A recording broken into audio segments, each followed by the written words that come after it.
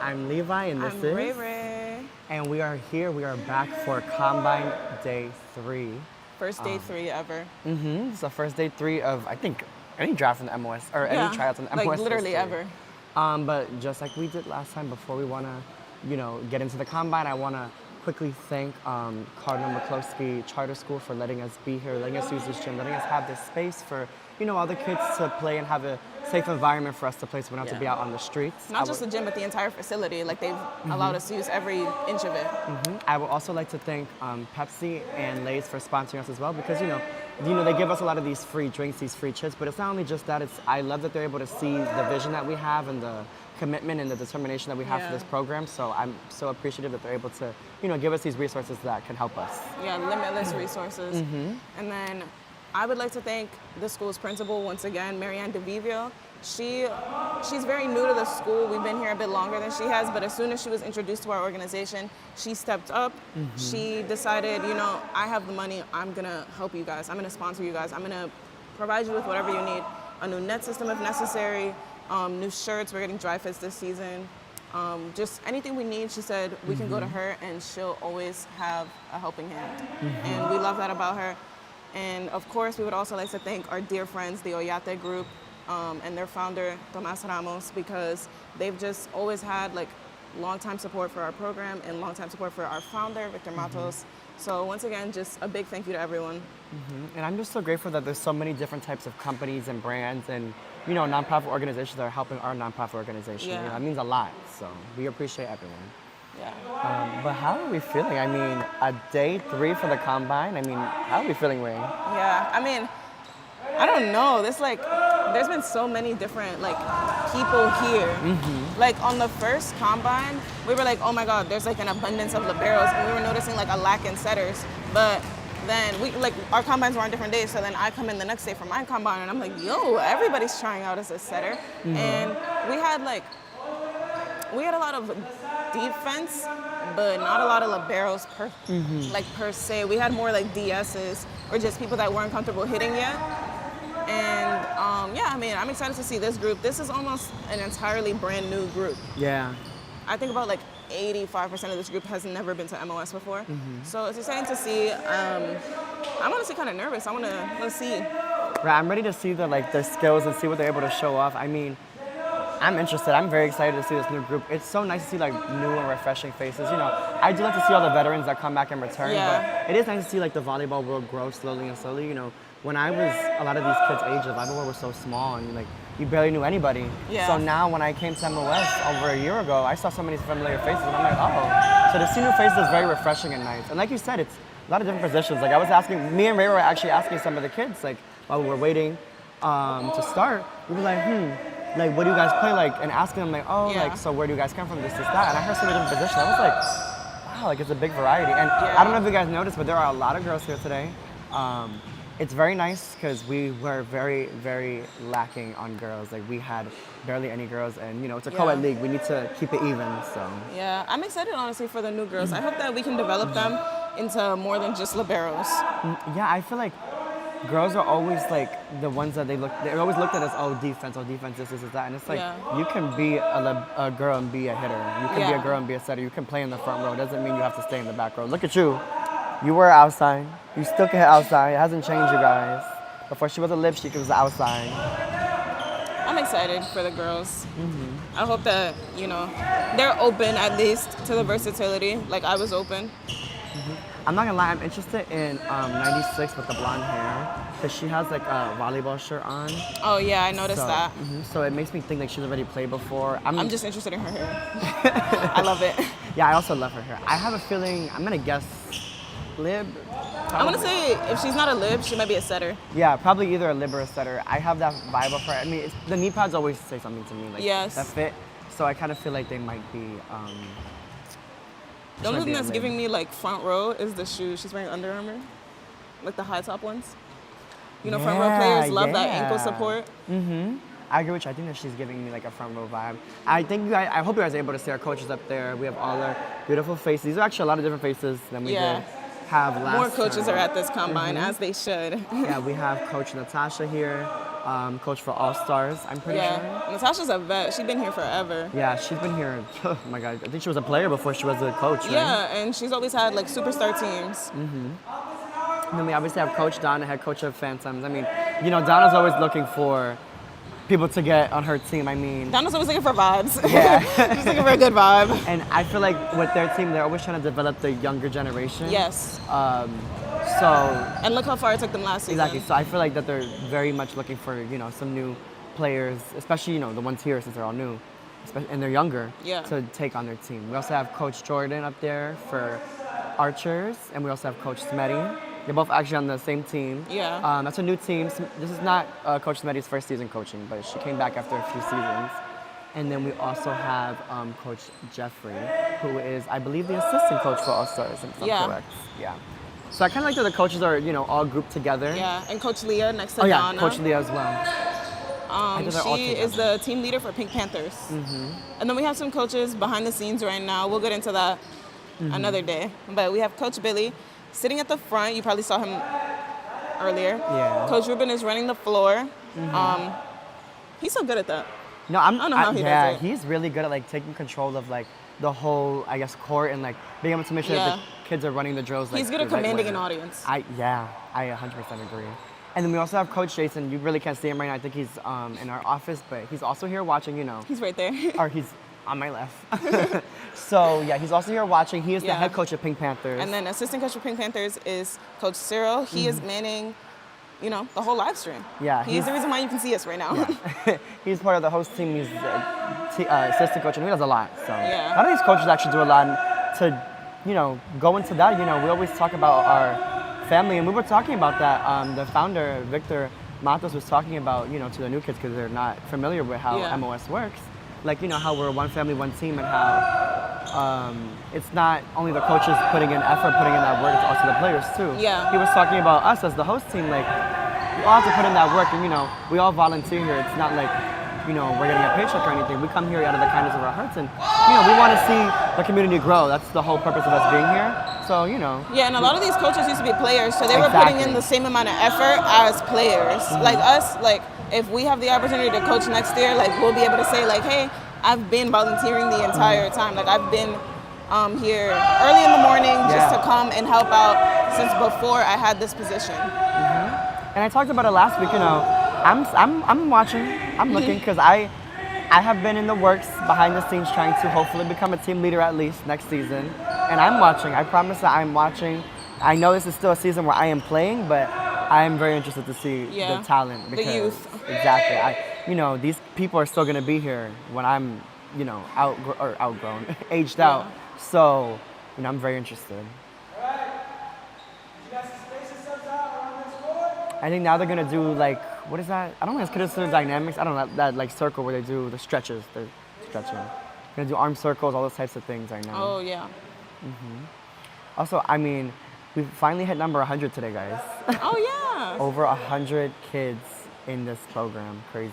Yeah, and I think we're expecting some kids to submit pictures because they couldn't make it today. So that's nice. So yeah, literally way over 100 kids here. I don't know, I just like that the community for MOS has grown. You know, we've always had a lot Yeah. of kids here, and it's been a very open, not open, very like big group and big community. But just to see it keep growing and growing, and having more and more people, it's very nice. And like I said, it's not the same faces each season. It's always new opportunity Yeah, for it's people to always join. been crazy. I'm telling you, like everybody here is new, and I'm just like, wow, like I don't even know some of these people by name yet. No, and I'm doesn't like, sound like- I just met them this morning. I'm like, oh my god, hi. Yeah, it's I'm like, this is so like, I don't know, it's so nice, so refreshing. I love seeing Yeah. new faces. Obviously, like, we have some returning players like number 97, Deandra. She was on my team, La Familia, last season. And, you know, we also have I think he is wearing 90, Jonathan from Dragons. And So this- 91 Leonis. Yeah, so there's a lot of, you know, familiar faces, but at the same time, there's a lot of new faces as well. Yeah, Leo also works behind the scenes with us. She might have designed a couple logos. She might have designed your favorite logo for a team. And yeah, she's just a big part in our MOS design team. Yeah, she was a part of our camera crew last season. She did Yeah. an amazing job. I mean, she does a lot. She another one does a lot for MOS. As I'm saying, it's not only about being a coach here, the players, the kids, they do a lot. When we, Yeah, she knows her way around the camera. she knows a lot.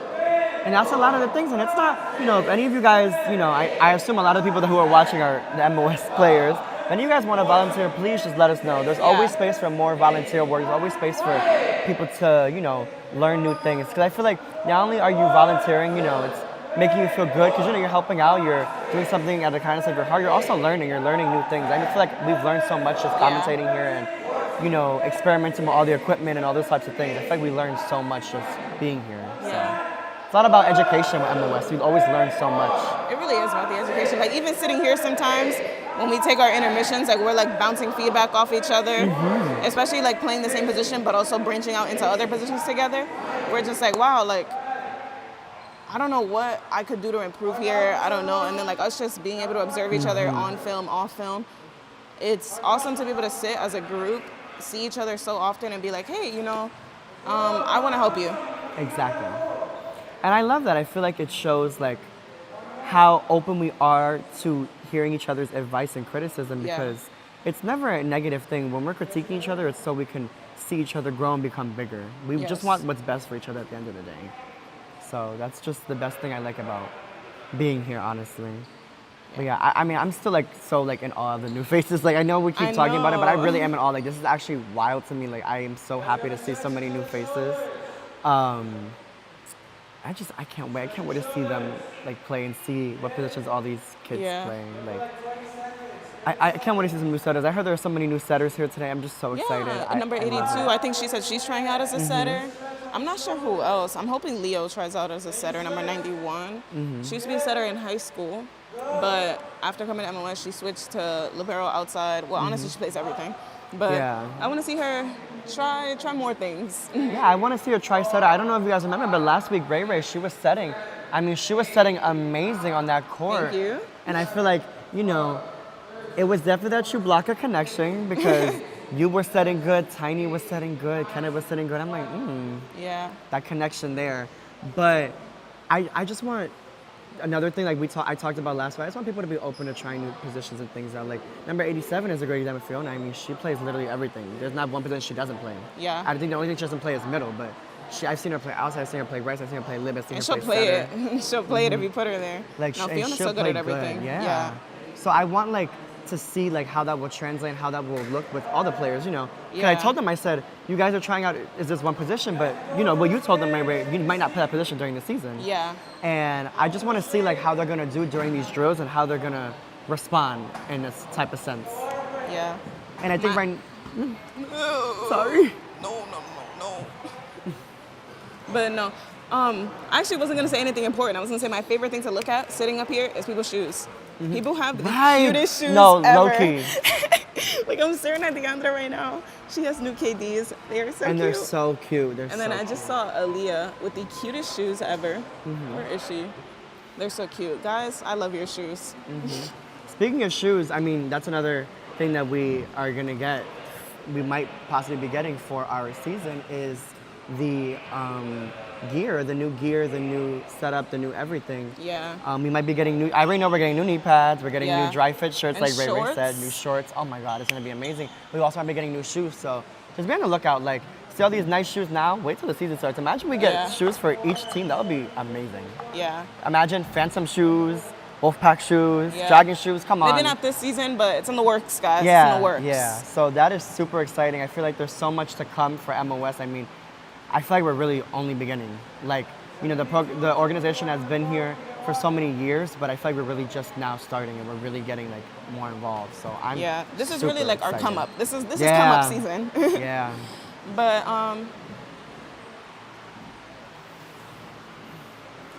We've just been given the roster, you guys, so we're able to talk about each player individually. I just want to see. So yeah, from what I'm seeing right here, we have 102 players. Wow, Ooh. a lot of players here. And I can't wait to see. Like I said, right now I think they're gonna do that same service procedure they did last week. Yeah. Which, honestly, it's our favorite. yeah, not only is it our favorite, but honestly, the more I play the sport, whether it's in this gym, whether it's anywhere else, or like even watching the sport, wow, passing is like I know I talk about it all the time, you guys, but passing is so key. Like genuinely, I always say this, and you talked about it last week, Ray Ray, and it's so true. every position needs to know how to pass. Yes. Like it is the first fundamental. It is Yeah. the first thing you have to know. It's like, let's say you need to play a different position one day, you need to know how to pass. You have Yes, to. You have 100%. to. I said it last week. Like people might tell you, oh, right sides don't really pass, middles don't really pass, but like that's not true. Like if you watch college volleyball, middles will pass short balls. If you watch college volleyball, right sides have a like really big impact on the court.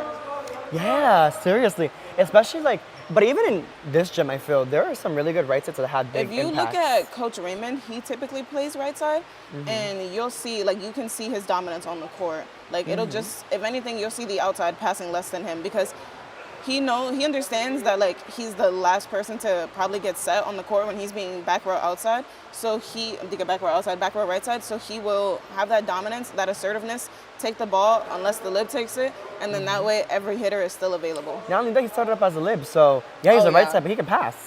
That's a right side that can pass. Beautiful. Now you have two libs basically in the backcourt, Yeah. and then you have all the options available in the front. Amazing. Yes. Not only that, but then they're not here today. They already tried out a few days ago. We have Nathaniel, we have Kevin. There's so many good right sides that are here in the league, and I feel like And they Nathaniel will gets make a awesome big difference. digs. Yeah. I feel like the defense, I always tell people, doesn't matter where you're on that court, you have to pass that ball. And it's so crucial, like you said, being able to pass any position. Like you said, in college volleyball, even professional, passing is important. Like you said, the Yes. middle's pass, serve, receive, when that ball is short, covering, very important. You have to be able to Middles cover have that to ball. cover, yes. Middles, especially because they're longer and they're way taller, they have like longer, arms and legs. They are literally covering the ball, like just taking up almost like 90% Yeah, of and where that sometimes, outside like, is hitting. Like it's hard to predict where the block touch is gonna go. So like as an outside swinging into the block, your middle has to be alert, your libero has to be alert, your setter has to be alert because it is very unpredictable where the ball may go. Obviously you might know like, hey, this person swings with this hand, or like, hey, the block is only blocking this way. I know the ball's gonna have to come sometime, like in this general direction, let's say. But either way, like it's all about quick reaction timing, and having multiple people there makes the job so much easier. Yeah. Makes the game run so much smoother, way more fluid.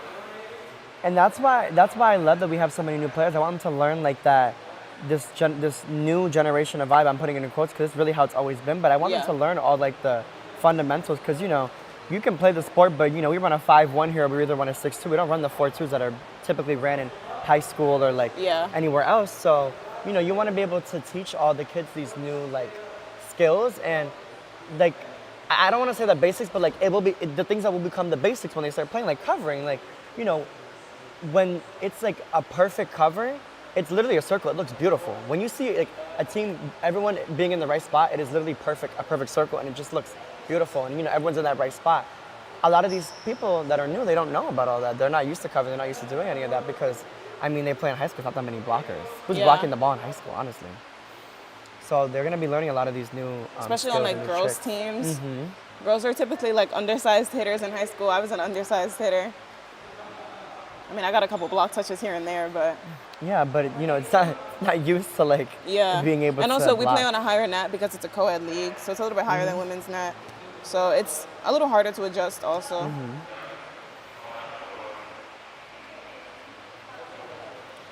But I'm just loving that they're doing like the similar drills. I think they're probably gonna run a few more because some of the coaches were talking about it earlier. They might try something different, something new to switch it Yeah. up. But I like that they're keeping this one consistent because this is, like I said, such a key. Yeah, drill. consistency is key, but also flexibility is Exactly. very important because we might be getting a group that's at a different level than the other two groups, or Exactly. like every group might just play a different way. So like if this is mostly a beginner group, he can't necessarily do the things he did to us because he's not going to see any real skill. Exactly. And at the end of the day, a lot of the coaches, besides the combine, they've seen us play during open gym and seen us Yeah. play during the last season. Yeah, so with combines that are like mostly just like veteran players, it's mostly they're trying to push us to our limit. Like they want to see Exactly. how far can I push you? How far can I push you? And they're going to keep trying to go at it until you can't anymore, and then they're probably just going to keep pushing you for more. So with them, I want to see how they switch it up. I know this is a newer group, mostly like a very young high school group. I know a couple girls here that are just sophomores. So I want to see. Yeah, I feel like you were saying, for this new group, he's gonna try something different, try something new, and try to see like what they're capable of, not Yes. what he can push them to. You see the players get pushed to their limits during the season, during practices, or during real games where it's like pressure situations. So I just can't wait to see. And I can't wait to see the passing. I don't know. I'm a lib. I love to see the passing. I like to see. Yes. Like, I'm what's always going so on. amazed when people can pass. I'm like, Yeah. oh, you got that touch? You got that up? Oh my God. You'll hear me screaming. A good passer is just like so like mesmerizing to see and so mesmerizing to watch. I'm sorry, I've seen me looking. I'm trying to look for his name. I don't remember his name off the top of my head, but number 80, I know he is such a incredible libero. He is a very good lib. Kevin Number Gomez. 80, Kevin Gomez. So the other Kevin I was talking about, I forgot his last name. That's not his last Rivera. name. Rivera. Kevin Gomez, I mean, I personally met him like a few weeks ago, 2 or 3 weeks ago. Wow, what a lib. Yeah. He is so dynamic. He could also swing, and his serve, I mean, is a bullet. You're gonna see him serve when he goes to the side closest to me. Yeah, when he and gets on the floor. Ray, yeah. He has a crazy serve. Like, it is such a good flow, such a good hybrid as well. He can make a floater, make it a hybrid. It's amazing. And Yeah. his footwork is really good. He's really capable. Look. Oh my God. See what I'm saying? There it is Perfect. right there. He's so quick to get to the ball, and I like that he's able to like shuffle around and get there in time instead of just Yeah. like having the arms out the entire time. Yeah, see, Coach Billy's got to be a little more patient with this new group. They don't know like how he is, Yeah. so they're all like, I was talking to a serving couple of little them. bit. They're not even sure like what a 5-1 is. So I'm like, oh, it's okay. Like we put videos in the group chat all the time to Yeah. help you learn it. Like no worries. And it's just nice being able to see like all the different types of skills and capabilities.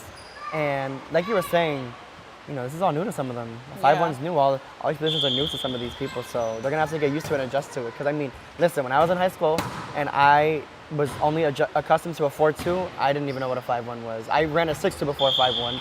So I literally used to had run no a idea. 6-2 in high school, but then I realized like every rotation is almost exactly the same. Yeah.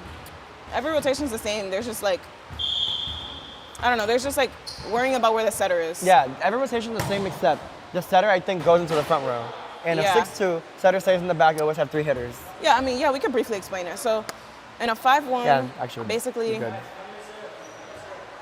anyways, I was paying attention to what Coach Ruben was saying. I don't know why. Me too. But anyways, in a 5-1, you just have your setter that, I mean, that's the only setter. Like, that's the key difference. The 2 just means there's 2 setters in every other rotation.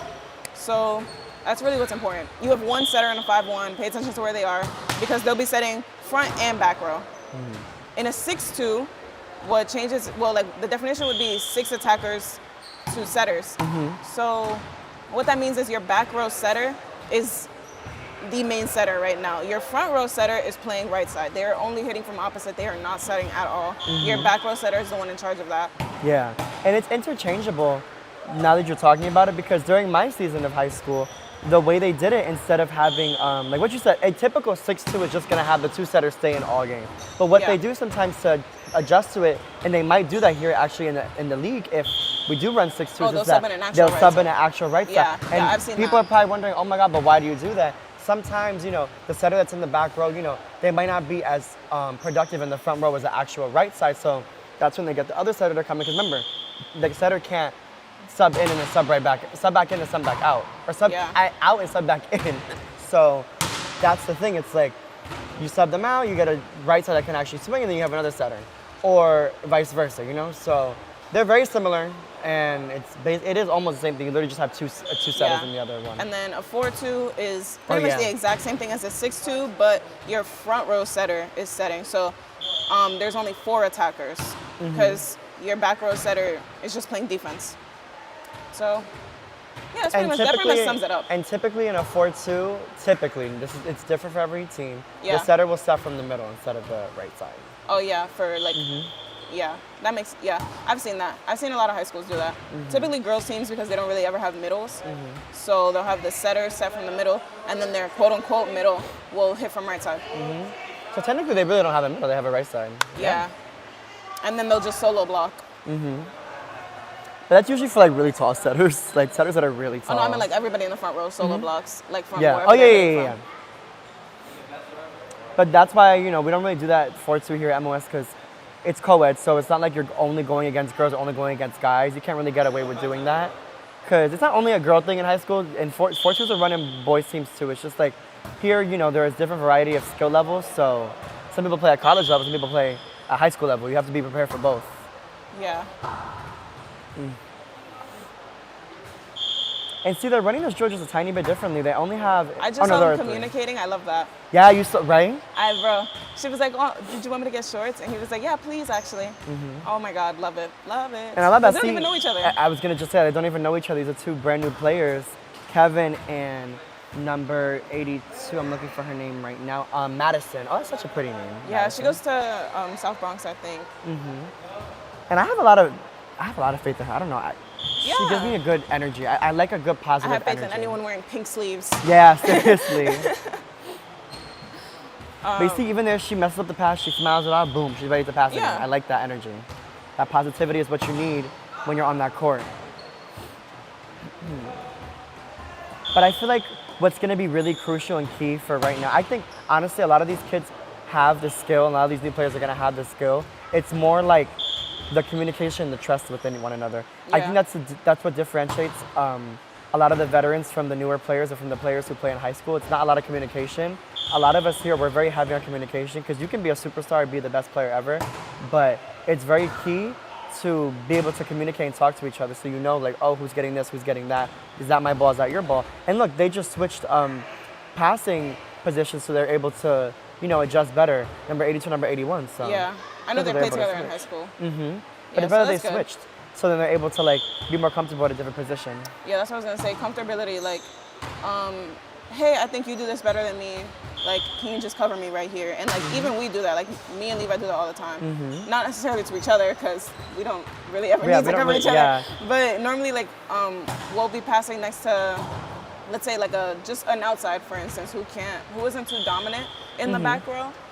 Then, sometimes they'll ask, well, not sometimes, they ask us a lot to cover them. Yeah, and I have no issue with that because, at the end of the day, that is my job. Yeah, I mean, at the end of the day, we're a team, and I want to see my team prosper. I want to see my team strive. So if that's what you think our team needs for us to be successful, I'm honestly just happy that you have that faith in me. That you think, oh my God, you know what? I know she can get there. I know she's gonna get that better pass. Let me just ask her. And not only that, it makes a lib happy because not only do you trust me, but now I know I can trust you to get that kill for me in that front row. Once I Yeah. pass that ball up and get it to the setter, now I know, hey, you're gonna be able to get me that kill and get us Yep. that side out. Nope. I am loving number 76 serve. I'm pretty sure his name is Lucas. right? Yeah, Lucas. He Yeah. serves. I love it. It's like such a simple flow. He's keeping it really simple right now, but I know he has a hybrid serve as well. But right now he's just doing a little flow, and I like the way it's dropping. It's not just a Yeah. regular flow where it's a flow and it goes left and right. It's literally just dropping straight down. And I'm very impressed with number 82's passing. I mean, Madison's passing very well, and if she's a setter, that's very impressive. I mean, setters don't pass and serve receive. Yeah. That's really nice that you have a good setter who can pass and serve receive. Oh, yeah. She's very consistent with it. Very. It might not be going directly to the target, but I feel like, especially me and you know as a lib, you need it in that little circle. That's where Yeah. you want to pass that ball. Sometimes when it's a very hard-driven ball, I try not to focus too much on where the setter is because that's going to take away from the quality of your touch. Yeah. I will always create that angle, but that's not the first thing on my mind sometimes because I don't want to mess up just thinking about, oh, I have to get it to the setter, I have to get it to the Exactly. setter. I think it's more important to have a really good pass and also just a really high ball. So if I could get it just anywhere within that circle, like you said, I know my setter's gonna get there. I have absolute faith in my setter. And it's more of a mental thing, honestly. People don't realize anyone can pass. Yeah. Truly, once you get the basics on, once you understand your platform and your footwork, anyone can pass. It's a mental thing. Anyone can get ace as well. The best liberos, I feel like me and you, not saying that we're the best, but we've been told a lot and we've been spoken highly about a lot by not only Yeah. the coaches but the players. We get ace too. It's normal to get ace. It's not We ace each the other. end of the day. Exactly. It's not the end of the world to get ace. It happens. It's a mental thing. We both know at the end of the day we can side out the next point. We Yeah. can pass that no, ball. I was just the about to next say, point. I love getting aced because I'm come back. Come Exactly. do it again because I'm gonna fix it. You're not gonna do it Exactly. again. It doesn't- I love to just have that high energy on the court because I'm oh, I cannot let that happen again. Exactly. I love any opportunity to learn. So whenever I get aced, I'm oh, do it again. Whenever I get ace, it's a new opportunity, a new moment to try and say, okay, let me side out, or let me shake this off, side out, and then there's the next point. Let's try something different. I don't know. It feels honestly, mistakes make us grow. And I think that's Yes. something, that's a mindset that a lot of the players should have, is that it's okay to, look at that float, wow. Yeah. I'm noticing a lot of killer floats today. Yeah. Wow, like, I'm very impressed. I did Making not know me how to want float. to top spin. Great. I did not learn how to float the ball for so freaking long when I first started learning Yeah, me volleyball. neither. I always used to top spin. I learned how to float here. Same. I learned how to perfect my jump float here. I used to know how to float off the ground. I still know how to float off the ground, but I perfected my jump float here. I perfected my jump float, probably playing grass volleyball. Just because there's like limited space here, and I've always been someone with like a very big approach. Like I take really big steps. Same. That's something I've had to adjust to with this gym, is that Yeah. there's not as much space as you typically have or typically need. With to my do a jump float here, I have to start with my foot up on the wall. Yeah. Like anchored up on the wall, so I feel like I have that step already ready. Because if not, like I don't want to step on the line. Exactly. But then I also don't want to sacrifice my jump because I know, like sometimes that's just what the team needs. Like if I really have to throw the other team off, like that's what my team needs. We have to get that point. I'm just gonna have to try. Exactly. Sometimes the serve has to be high risk, high reward as well. Yeah. Because, it's worth getting, it can be worth making a mistake on a serve if it's gonna give you that ace, Yeah. Like maybe, okay, I get an ace, I make a mistake. Okay, you're 1 for 2.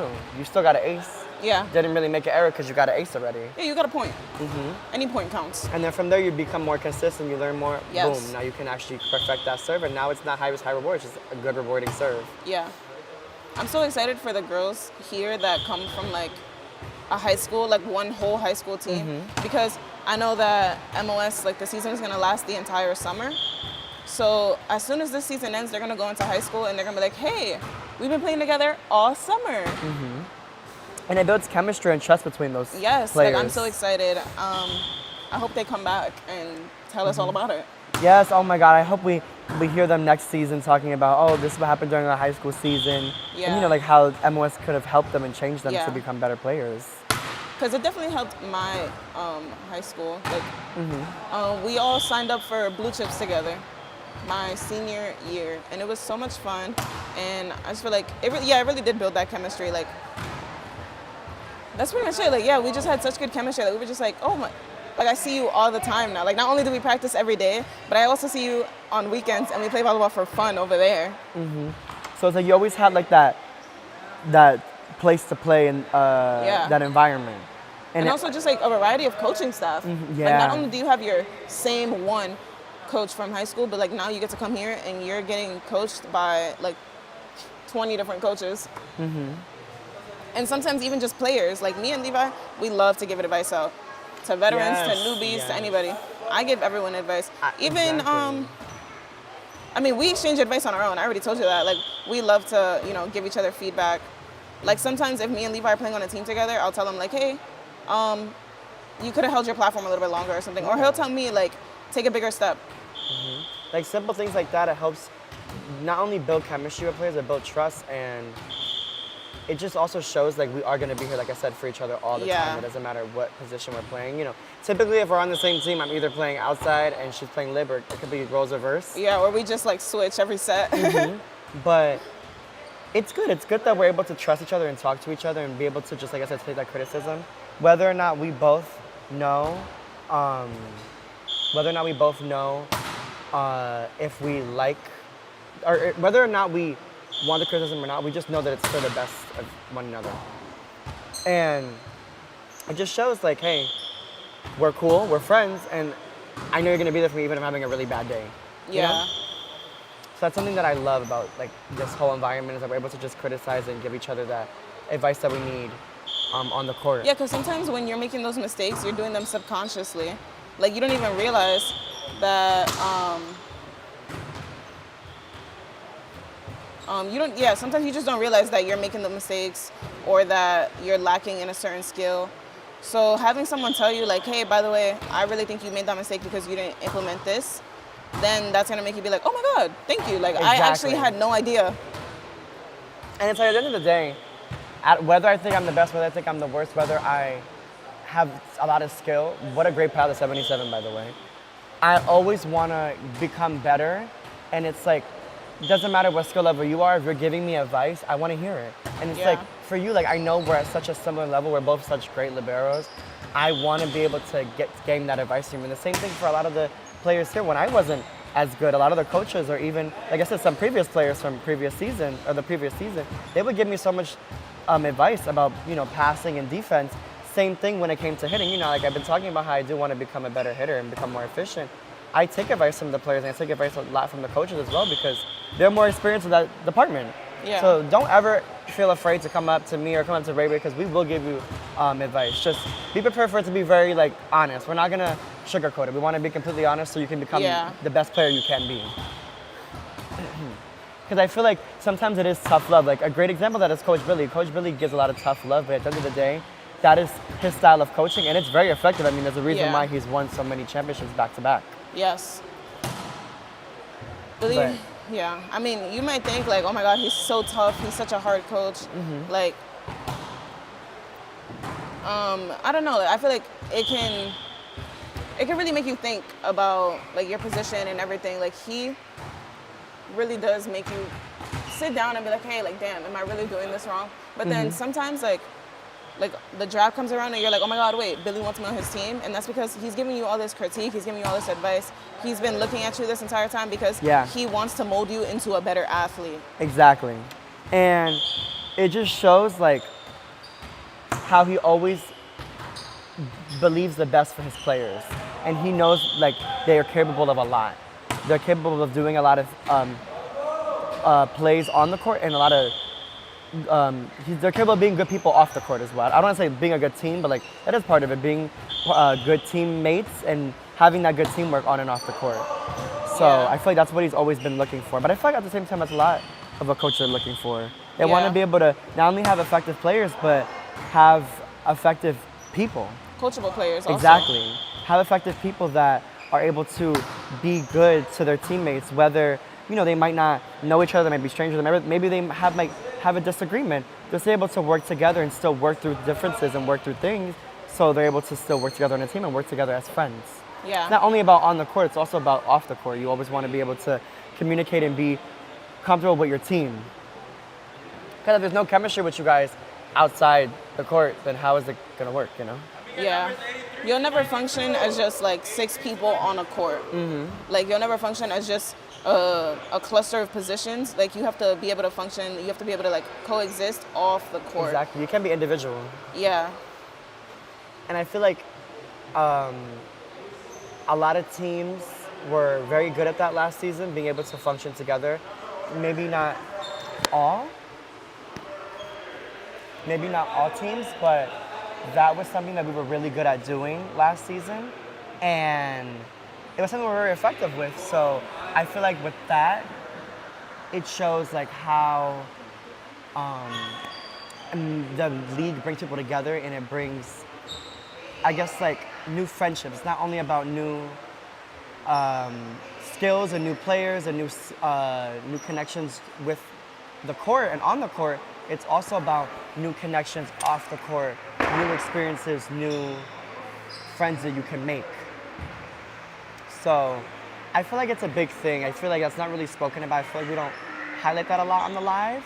But at the end of the day, it's not only about what you're doing on the court. It's a lot about what you're doing off the court. A lot of the time, a lot of new lessons, a lot of new things are taught from being off the court. You learn so much from the coaches, not only while playing, but while being off that court. And hearing them talk to you about, what you can be doing while you're playing, what you can be doing for your team while you're outside the court, communicating to them about certain things, asking them, trying to learn more about them, learning more about them, their lives. That's what you want to be able to do. Because, when you're connecting with your coach, it's not just to become skilled, it's about connecting with someone that you could look up to, someone that's older, someone that can give you wisdom about the sport and about life. So I feel that's a really big thing about the league, is that we're here to give you skill anywhere, any part throughout your life. And I talked about that last week. I brought it up last week about education and how you can learn so much through MOS when it comes to yourself. You can learn so much about yourself and as a player, but you can also learn so much about other people and about each other and about your peers. I feel like people don't realize like I was previously saying, you can learn so much from just simply being on the same team as someone else that you haven't been with before. You are almost in a way forced to, make new friends, make new connections, but that is how we all are united. We're all united by this one sport, and that is what keeps us going from, season to season. And that's just how it will continue. And I don't know, that's just what I see and that's what I understand about MOS is that we're always trying the best and trying to make the best of our players for the benefit of themselves and not just as players, as people. And I'm saying not as players, as people a lot, but that is the key thing. It's always about making new connections as players, as people, not just as players.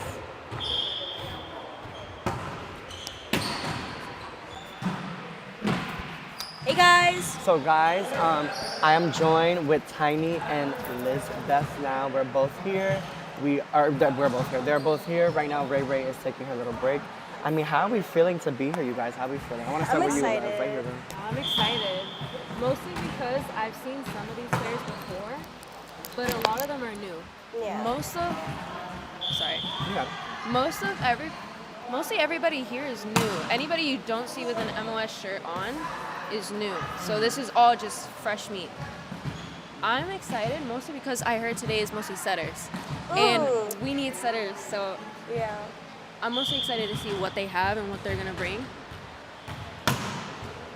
I'm just mostly excited for them to set. I'm just waiting for them to set right now. I was telling Ray Ray that same thing. What are you feeling, Tiny? I mean, I know you just came, but I was telling Ray Ray, I mean, there's so many setters today, and there's so many girls, there's such much different variety of players. Like, what we needed this season mostly was girls and setters. So to get that is amazing. I know that we were able to recruit Monroe's girls team, and I'm super excited to talk to them and see them play, because a lot of people here come from Monroe. Shout out you, shout out Ducky, I was gonna say that. Pamela, and you guys are great players, so I have great expectations for these girls. I mean, I know they have good coaching. I know your coach is amazing, and I'm glad to see that I'm able to. Fiona's back. Yeah, happy. that's what I'm saying. So we talked about that. There's a lot of familiar faces here as well as unfamiliar faces, but Yeah. I for completely, I didn't shout that out. I didn't talk about that, but I wanted to, highlight that as well. Like, I'm Yeah. happy that we were able to get so many girls from my high school to come and play, because it wasn't their strong suit. It wasn't their strong suit. It wasn't their they didn't learn that much. I feel from playing PSA, and it's not the coaching. My coach is an amazing coach. Shout out to my coach Gorman. She's an amazing coach. She's an amazing coach, but there's not much you can learn at PSAL because that level is very restricted and very limited. So, I'm so grateful that they're able to come here and learn and play in a different environment where it's just strictly volleyball. Yes. So I cannot wait to see all those girls come and try out and have a great experience. I'm so proud of them, and I'm so happy that they were able to come here and play. And another thing is, all these girls are freshmen. They're 14, right? They have so many, they have so much time to learn and to just create a good relationship with MOS. MOS is always going to give you a fulfilling, enriched relationship. They're always going to teach you something new every day. And I love that about it.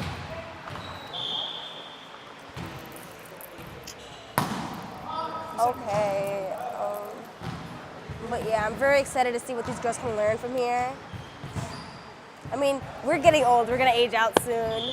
But, these girls are 14. They have, 4 years to keep on playing and learning, and I love that. And my biggest thing I feel like is, it's so the youth. I love to see the youth, and I was talking about it at Ray Ray. A lot of these coaches are looking to build a dynasty. I feel like Coach Billy talked about that on the first day of the combine, second day of the combine. But a lot of the things a lot of rules, a lot of systems are changing at MOS. So a lot of these people are going to come back for new seasons in the future. And we were talking about that. That's another thing we were talking about.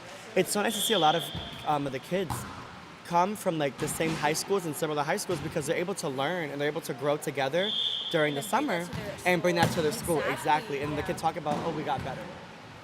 So right now we're going to be interviewing Madison number 82. I am honestly so honored for her to get interviewed. I'm so excited to see what she is going to talk about and what she's capable of. So we're going to cut to that right now. And we'll be back with you in a little bit.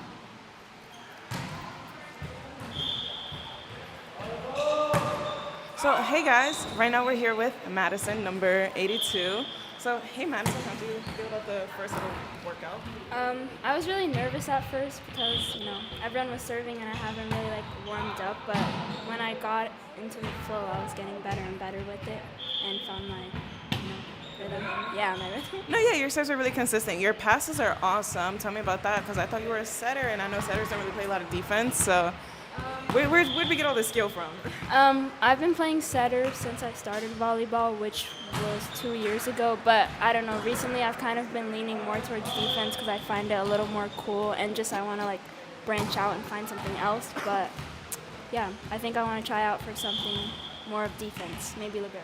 Ooh, libero to live, yep.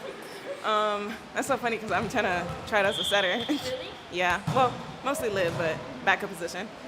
But yeah, I mean, what are you excited for this upcoming season? I know you're here with a couple of teammates, so yeah, for this season, and then if you think it'll translate into your school season, I'd love to hear about that as well. I'm excited with working with new people because, as I said, on my school team, we're working with the same people all the time, so it's kind of really cool to see new skill and just working with new faces. And I'm excited to bring my new skills maybe as a libero to my team and help them out more. Yeah. Excited for you. You're sophomore, junior? So next year I'm going to Nice. Senior season, new position. My every time my coach was iffy about it, so You should train someone to be a setter on your team. I hope so. I don't know. Well, thanks for being here. Thanks for being so cooperative. Good luck on the rest of your tryout, and we'll be watching. Thank you. Yeah, bye guys.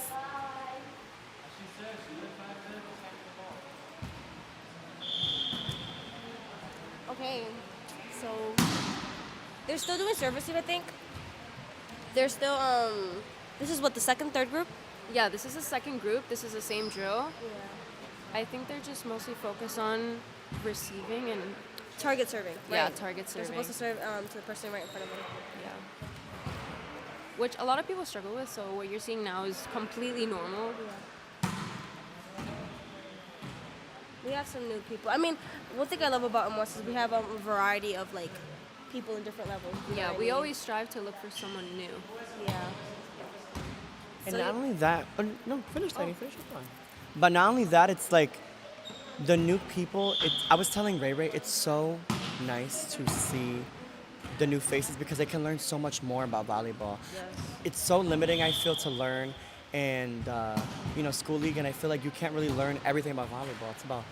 It's about a 4-2. You're not really learning about 5-1, 6-2. And Ray was explaining what a 5-1 and a 6-2 are. For anyone new, because there's not that many kids that know what a 5-1 or a 6-2 are.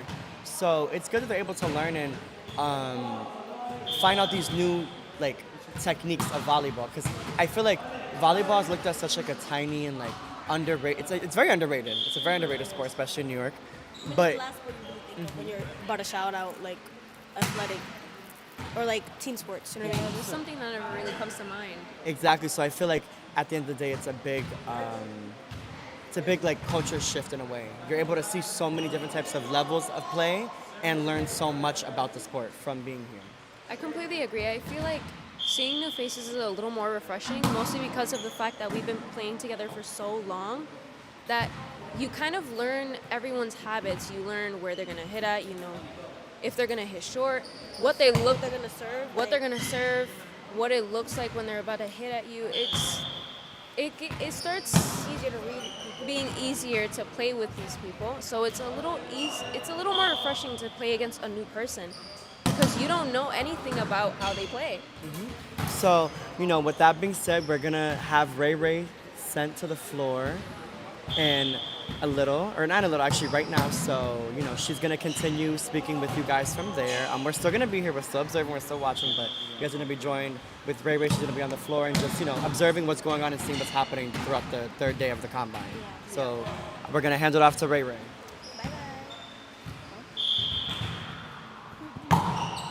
So, hey guys, we are currently live on the floor, and we're just gonna look for someone to ask a couple questions to, or maybe just ask everyone one question. I don't know. We'll see. Right now we have Fiona passing on the floor. And hey guys, I'm with 86 and 85. You guys are also veterans. How's it feel to be back this season? I want to win.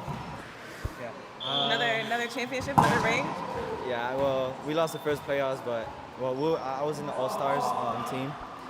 Sadly, we lost the first playoffs, but I hope this year we could win At a least you won championship. MVP. Yes, At least we're MVP. but I'm excited. I'm excited. Nice. Love to hear it. Well, good luck. Thank you. Now we have my favorite, 87. Hi, Fiona. Hi guys. Yeah, I haven't played in a long time, so it's a little rusty, but it's okay. How's it feel to be back? It feels fun. I haven't played volleyball in a while, so I'm excited. So we'll see. But yeah, Are it's there been any fun. teams you're looking at this season? I don't know. Because your old team isn't here this year. I know. Yeah. No, You got to look at a whole new coach now. I have no problem with that. No problem with that. No hate. Just, I want to be in More a better versatile. team. Yeah, you want to be. Yeah. You want to meet new people. Yeah. Play with different people. Agreed. Yes. Yeah. Yes. Yeah. So good vibes, guys. Good vibes. We're gonna walk around, visit the service line.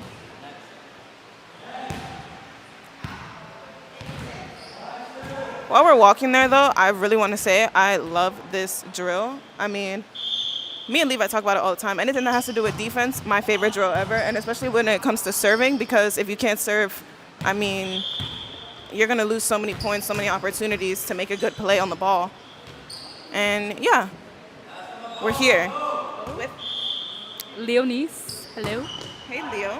Hi, We Ray were just Ray. talking about you earlier. You did so much for us. Oh, really? Thank you. So tell us about your experience with MOS. Hold on. Like, there's too many things going on right now. So I joined MOS last year, and it's been like a really strong community, and everybody I know to this day that I'm really close with, I've met here. Like, I've never met a safer space for volleyball. Like, anywhere else I go and play, there's always like toxic people and Not the whisper. oh wait, but I mean, like, the standards for us as players are extremely high. Yeah, we're very big on respect. And when you go to other places, sometimes they tend to lose that aspect of the game. I understand why those high standards could drive people away, but it keeps the good ones in. Yes. So, yeah. And there's so much room to help. There's so much room to grow. And the more involved you are, the better. Oh, good luck on your serve. Anyway, thank you. Guys, we're gonna talk to a coach now just to switch it up. Hi, Coach Jason. How are you? We're good. How are you? How do you feel? It's nice and early. You're on the floor. You're participating. to be here. This is your first combine. My first? Oh yeah, it is my first combine. You're so Yeah. right. Oh my god. Oh no, I'm glad to be here. I've actually been dying to see how these kids do. I've been really excited for this season, especially with I have a new crew now. I have Cyril, I have Leah, and we have really been strategizing. We've been getting ready for this season. Are you looking at anybody new today? A lot of people are like new to the roster. Just got added like last night. Yeah, I mean, what I learned from the previous season is that to have girls is very important. Yeah. Like, if you don't have girls, then you basically don't have a team. Yeah. So it's good to look at how the girls do, how everybody does in general. But in general, I really want a strong lid. So if I could get a strong lid, I think I'll be all right. But I'm liking how it looks so far. Who are you looking at? Who's your top lib right now? I'm pretty sure everybody knows, but the hot shot right now is probably Fiona. For lib? Yeah, for lib, she's not even bad at lib. No, she's I can not have her bad. as setter. Yeah, I think As a she- lib, you should be able to do setting. You should be Yeah, able to yeah, pass. yeah. You should be able to do all of that. I know So- last year her main position was setting, but Yeah. I know she's pretty good lib. Yeah. No, yeah, of course. You need some sort of agile player that can play anything. Yeah. Especially when you have a team full of like possible hitters, Yeah. only hitters. So it's good to Leah have also one plays person. outside in high school. Oh, look at that. She can play anything then. Yeah. Sounds good to me. Well, thank you No, for no problem. Thank you being for here. interviewing me. And thanks for helping with the drills. Going back to the stage now.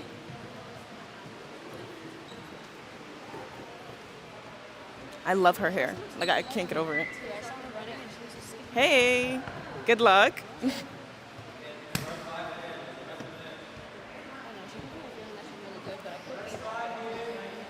We're coming back to the commentators table, and I'm gonna let Levi, Liz, and Tiny take over for a bit.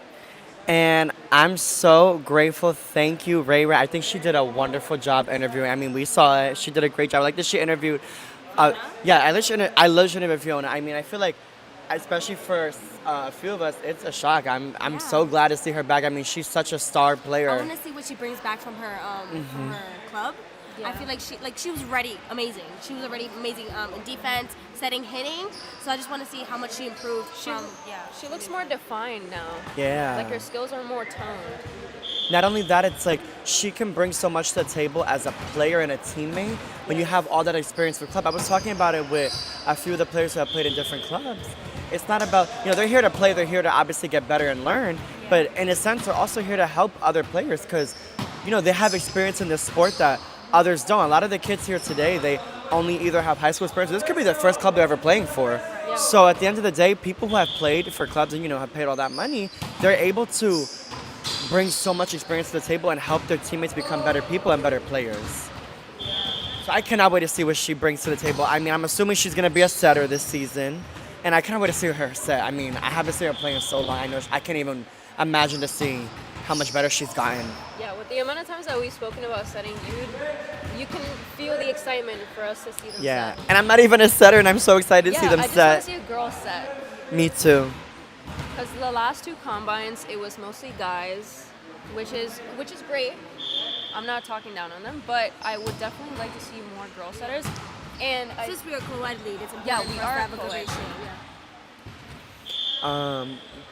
I don't know. I was telling, when I'll tell you both, because I was only telling Ray Ray this, I do like how they kept this drill. I know that they might be changing up the drills for today, but I like that they kept this drill very consistent and very persistent, I guess. Yeah. Because at the same time, it's like, I was talking about it with Ray Ray, you have to know how to pass. It doesn't matter you're playing middle, you're playing setter, you're playing opposite, outside, lip, you got to pass the ball. I think that's something you have to always know because you will never know when you're having to play a different position that you're not comfortable or you're not used to playing, and then boom, you're not able to pass the ball. It's so important to know how to pass that ball, and I feel like I've been very impressed. Like, for a lot of setters being here today, for me knowing there's going to be a lot of setters today, the passing is great.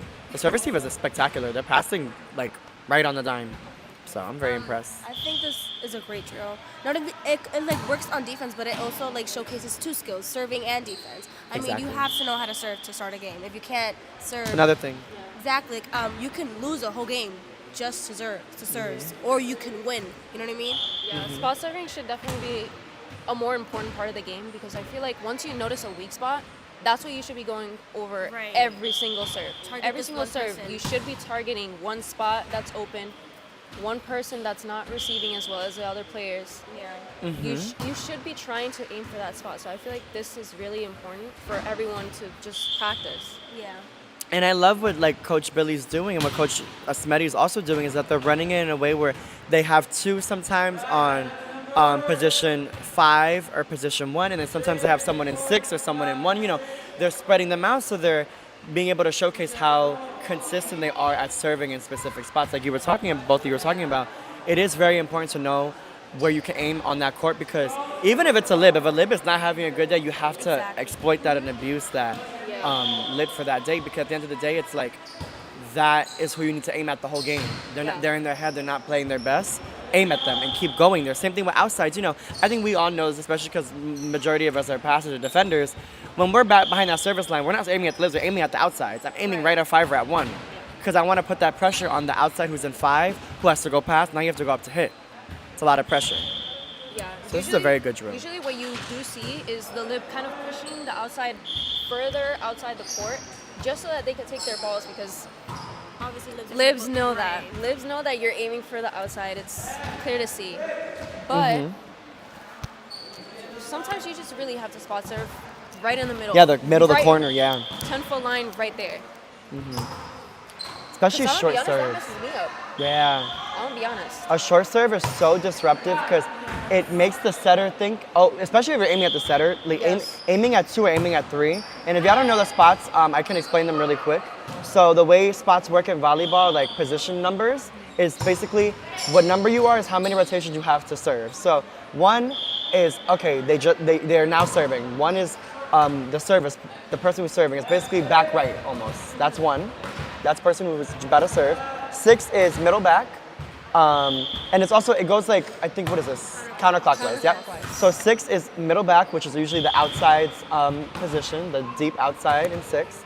And, you know, they're 6 because they are 6 rotations away from serving. 5 is where the lib plays. They play up short on the left back of the court. And, you know, that's the libero spot they usually take short. 4 is where the outside hits, that is left front. 3 is where the middle is, obviously middle front. And then right front is 2, which is either where the setter is or where right side is. So to explain that, I feel like it's very disruptive to serve where 2 and 3 is, because half of the time, since we run 5-1s, the setter's usually in 2 or 3, like right in between. Serving there is very key because, I mean, the setter shouldn't take that first ball. The setter takes the first ball, now the team's already out of system. Boom. Unless you have a really good lib. Exactly. But that's very slim. Because even some of the best libs cannot get there. I mean, libs are gonna be prone to like bump set instead of like overhand set.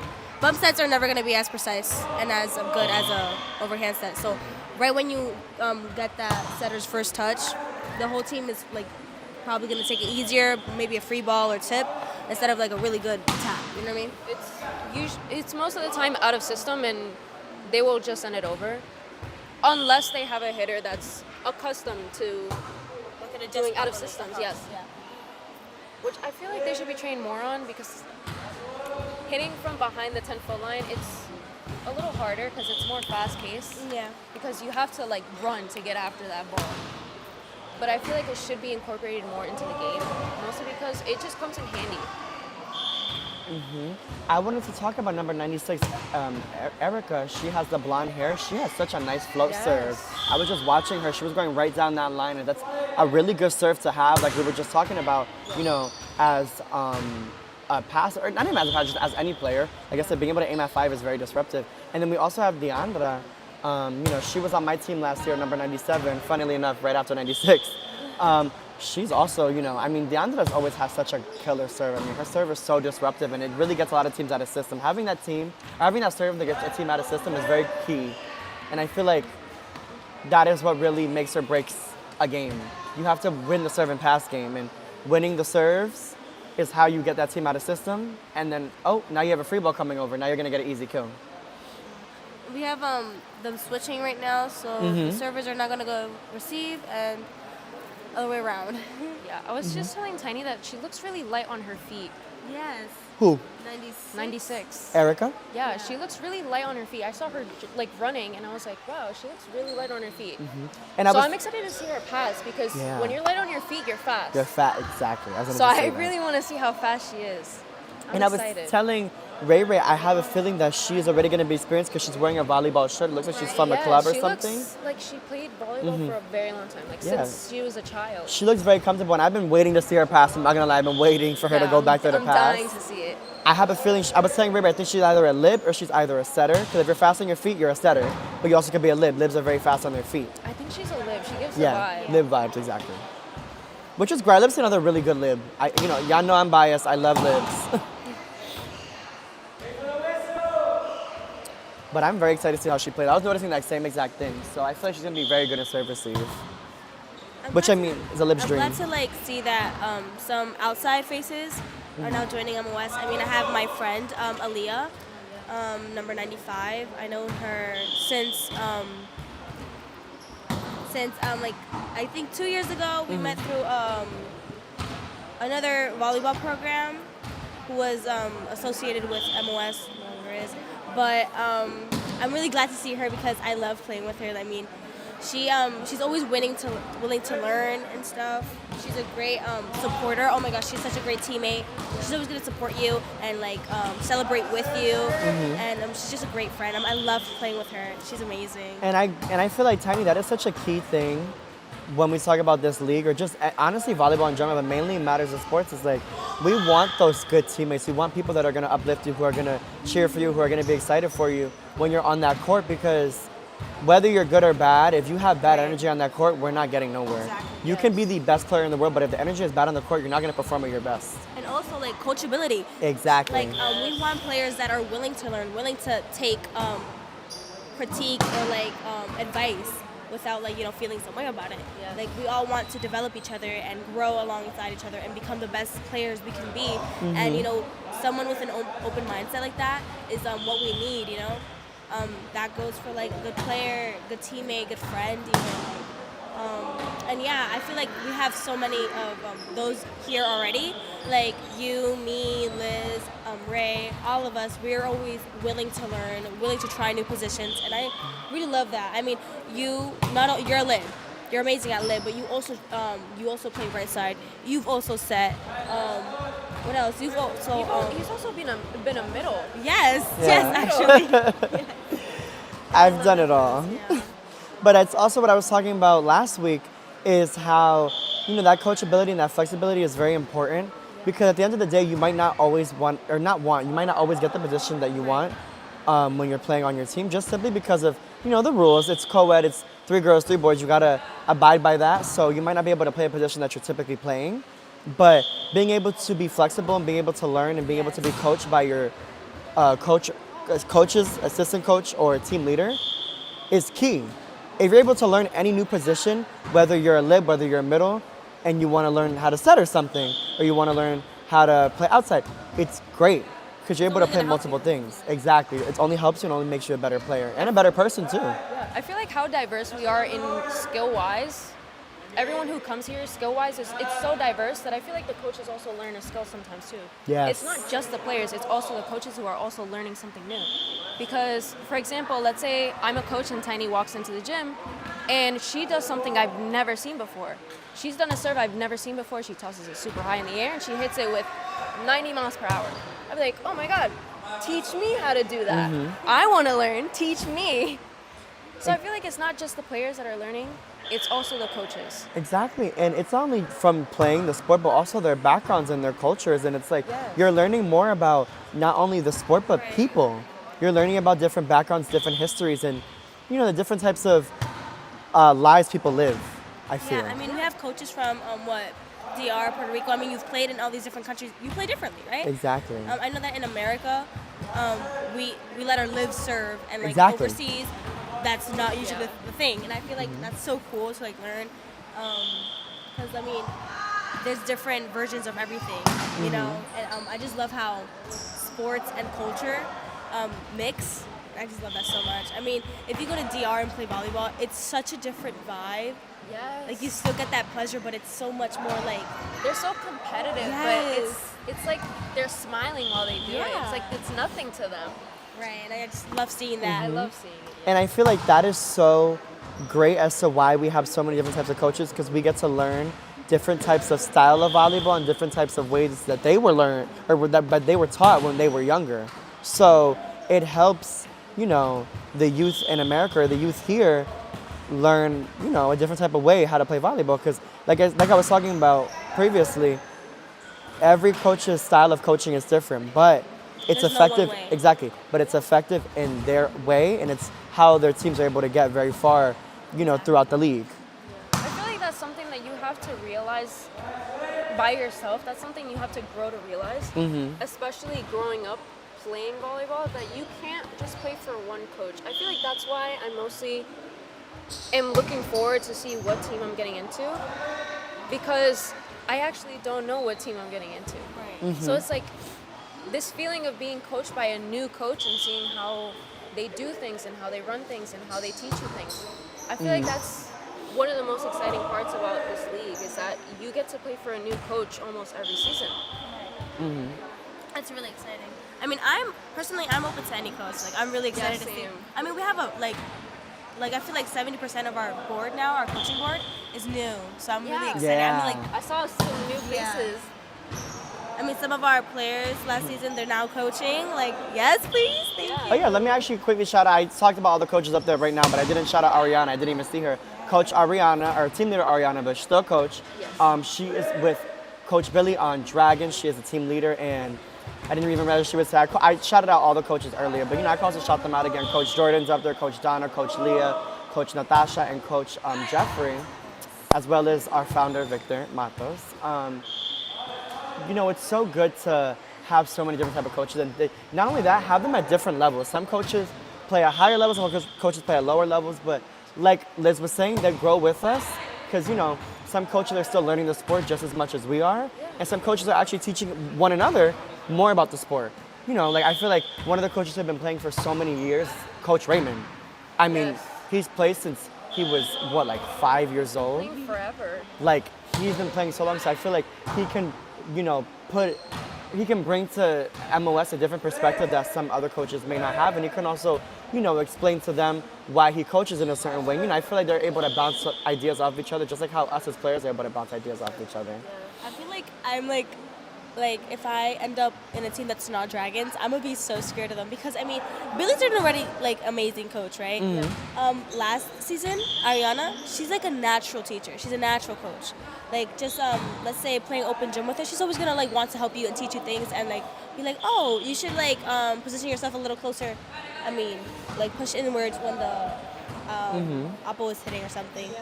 And she's just always giving you new things to notice.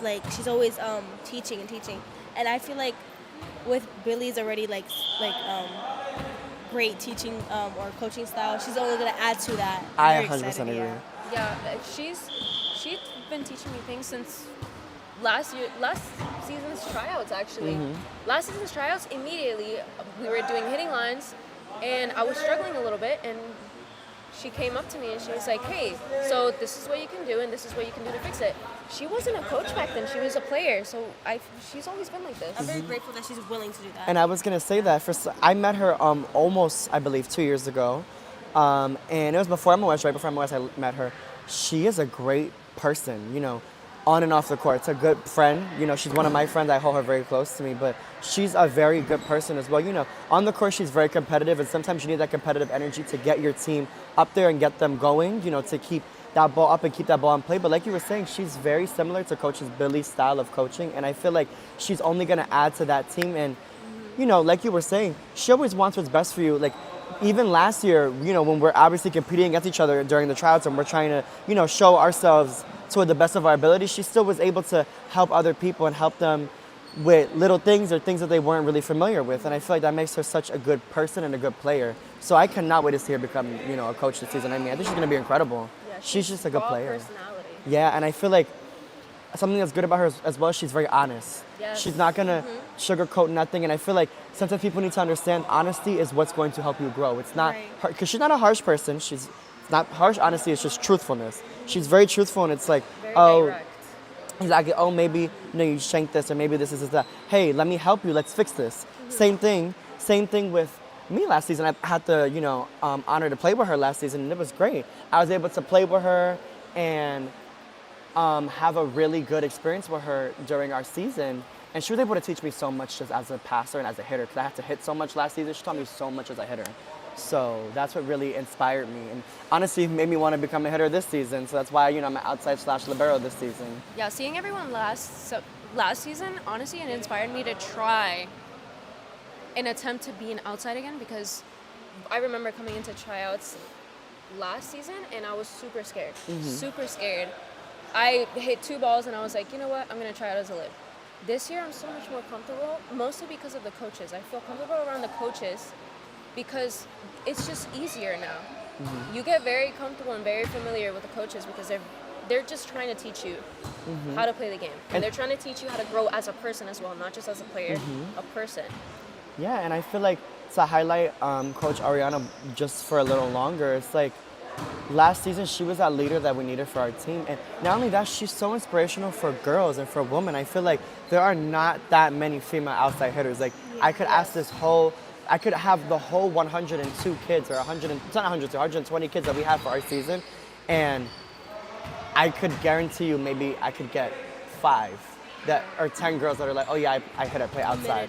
Exactly, and I feel like she's so committed to playing outside, and she's also a libero. She also plays lib. She's a great lib, but she's always been a hitter, and I feel like that's so inspirational for, women and girls who want to learn more about hitting. I feel like that is the perfect person to go to. She's also a girl, and she can teach you the techniques that she knows and that she's learned. She's also been playing for a lot of years too, just like Coach Ray. Yeah. So I feel like that's very important. Yeah, and regardless of height, she'll always tell you that you can actually hit over the net. Like for a very long time as an outsider, I feel like a lot of the girls just felt intimidated hitting on a taller net. I still walk up to the net and I'm like, oh my God. Yeah. Like, how am I gonna do this right now? And she was literally the complete opposite. Like, Yeah, like, she the way she approaches learned, it. the way she learned how to hit was on a men's net. Yeah. She learned on a men's net before co-ed, before women. She always played with men. For her versus men and men.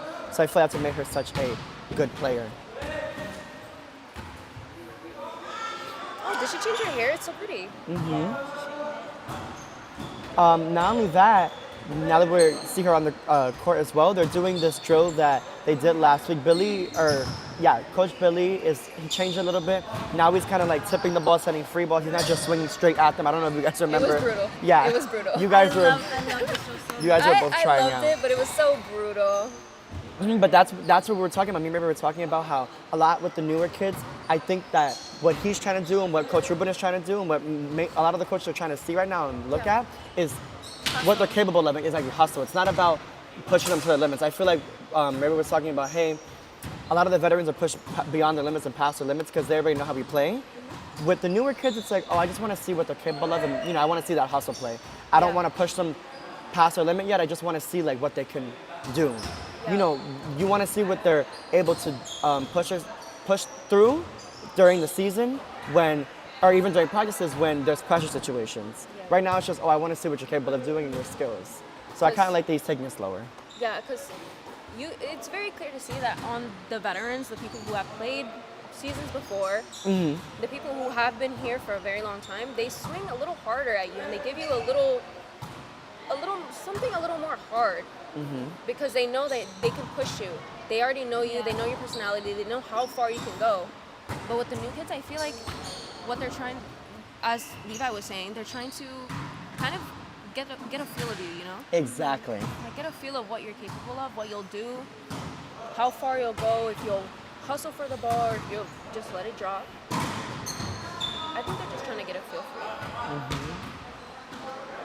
I like that they're taking it easier on the And I want to ask you, Tiny, like, what does it mean for like these kids to like have this as their like start for volleyball? I feel like, especially for like us two, we've been playing for a good amount of time, and I feel like we didn't have this when we started. Like, what does this do for them? How can this help? Okay, for me personally, I feel like I've never had good coaching until MOS.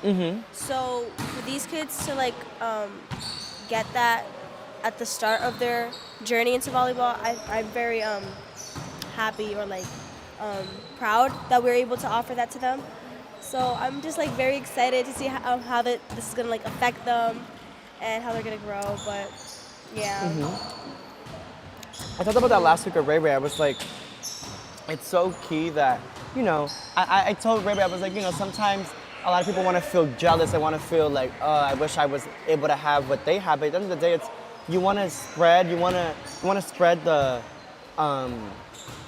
education and the skills that you have now, and you want to give it to them and give them that knowledge and that education that we didn't have at their age. And you want to make sure that they're able to grow at a level that we might not have been able to grow at. So I feel like, honestly, I feel like I wish I had this when I was younger. As you guys were saying, I wish I had it when I was younger because I would have had so much more room to expand my skills. Because I feel now that I'm getting older, things start to hurt. Yeah, that's things so start real. to hurt. So it's like, I'm a little limited, but that doesn't mean that I don't have space to grow. I just wish that I had it when I was younger, and I feel like that's why I like this league so much. It's so accessible. Yeah. Exactly. It's very accessible. Like Jessie, she just joined, and she just got into high school, and she's so good. Yeah, she just got into high school just now, this summer. And I always tell people, I'm like, she's gonna be better than me. She's gonna be one of the best lives I will know in my whole life. And the same thing applies to Tiny. She acting like, she's not on the young side. Tiny, you are still a little younger than us. You are gonna be better than me. You're gonna be better than time, girl. a lot of us. So I'm just grateful. But like I said, Tiny, same thing applies to you. We still started very late. A lot of people are starting so early. Like, some of people are still not even at high school yet. To be able to start at that age, I mean, you're gonna be a superstar when you're our age. Yeah, it's incredible. And it's just, that's why I love our community here and our family. We always say one family, one team, because we're all here for each other, and it's not jealousy. Oh, I'm so mad that you were able to start earlier than me. It's no, I'm proud that you're able to start earlier than me. You know what? Let me go out of my way. Let me help you. Let me try to give you what I didn't have. That's why I always talk about me wanting to become a coach when I become of age, because I really want to give people what I didn't have. I feel like I definitely relate with Tiny. I didn't always have the most positive mindset. I wasn't able to get that much. I wasn't as coachable before because, volleyball was my first sport and it was like not something I was used to. So I want to be able to, help the people who aren't in that mindset. Great hustle, by the way, number 74. Yeah. I want to be able to, give them that positive mindset that I wish I had when I was younger. I feel like last season you definitely saw a lot of us struggling with confidence. Yeah, It for was sure. a lot of confidence issues, but I feel like once the off season came around and everyone kind of died down on trying to, I have to win this game. I have to, Or like look good for camera. yeah, I have to look good for the camera. Exactly. I have to do this. I have to do that. I have to show up and set up. After we got the break, everything was just so much easier, and we allowed ourselves to open up, and we allowed ourselves to, and we allowed ourselves to work on our minds really, because it was just working, just on our bodies all the time, and it would be so draining.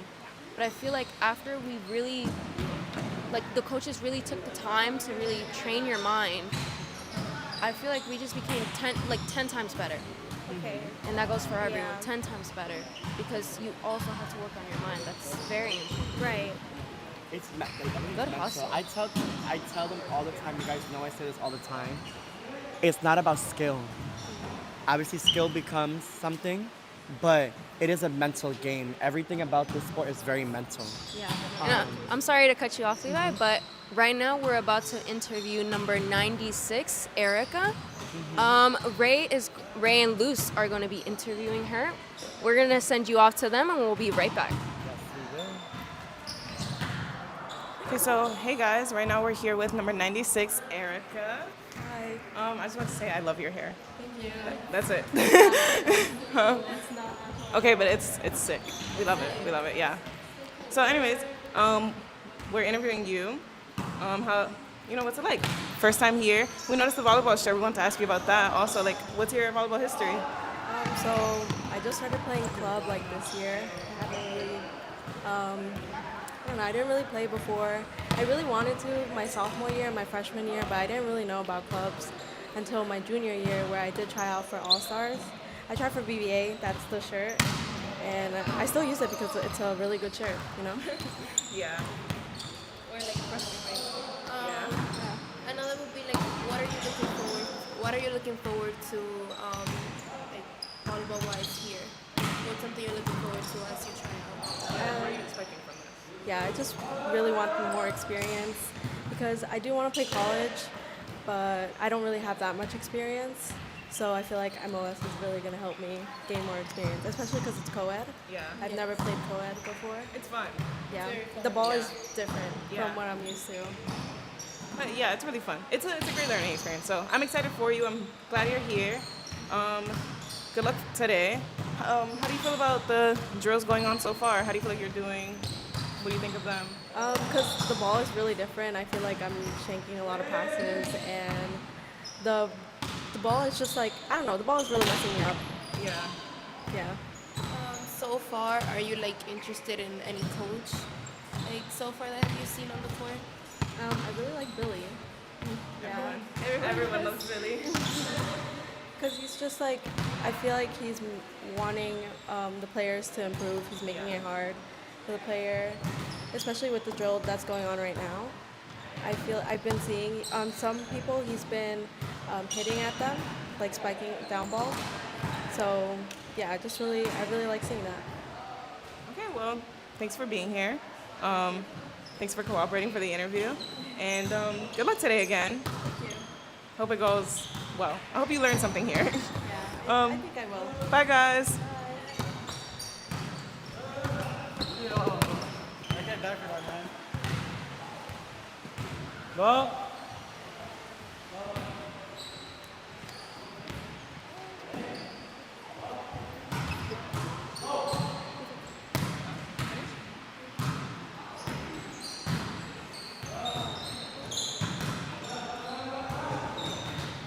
All right, we're back. We're back. We're still watching, guys. I've seen a lot of hustle from the girls, from Monroe girls. Number 74, I think. Billy like tipped the ball like really close to him, and the way she ran, I was like, oh wow. Yeah. For a new comer, She darted. I was like, that's what we want to see. Yes. Want to see if like you're committed enough to like get that ball up. What are we feeling about this hustle? I'm loving it. We were just talking about it. Love it, love it, love it. She was running for that ball. She threw Yeah. herself. I was like, yeah. I'm very impressed with Luke, number 76. I mean, I know him personally because I played against him in high school, but I also know him from my college. He has grown so much as a player, and I'm like very impressed by his skills. I mean, we saw Coach Billy, like literally they were like shifting around the court. He was here at one point, then they shifted this way. Yeah, it looked like they were peppering. Yeah, they were like right where the line was, and they shifted a little to like the mid where 6 is, like 6 deep, and I was like, wow, like the control was beautiful. And I feel like right now that's what Coach Billy is testing. He wants to see like the control of the ball and the hustle. I want to see good touch. Not about getting it to Coach Billy, it's about getting a touch. Exactly. In the game, all you need is to get the ball up. Your team is behind you. Yeah. Right. That's really I what just you love want. that he always stays low, like no matter what. Ooh. Well, she got it up. Honestly, like you said, it's just about getting the ball up. And I always tell people that it's not always about getting that touch, not always about getting that ball to the setter. It's about showing the coaches, hey, I can get there. If that ball is far away, I can still get a touch and get to that ball. That's what matters, and that's what's important.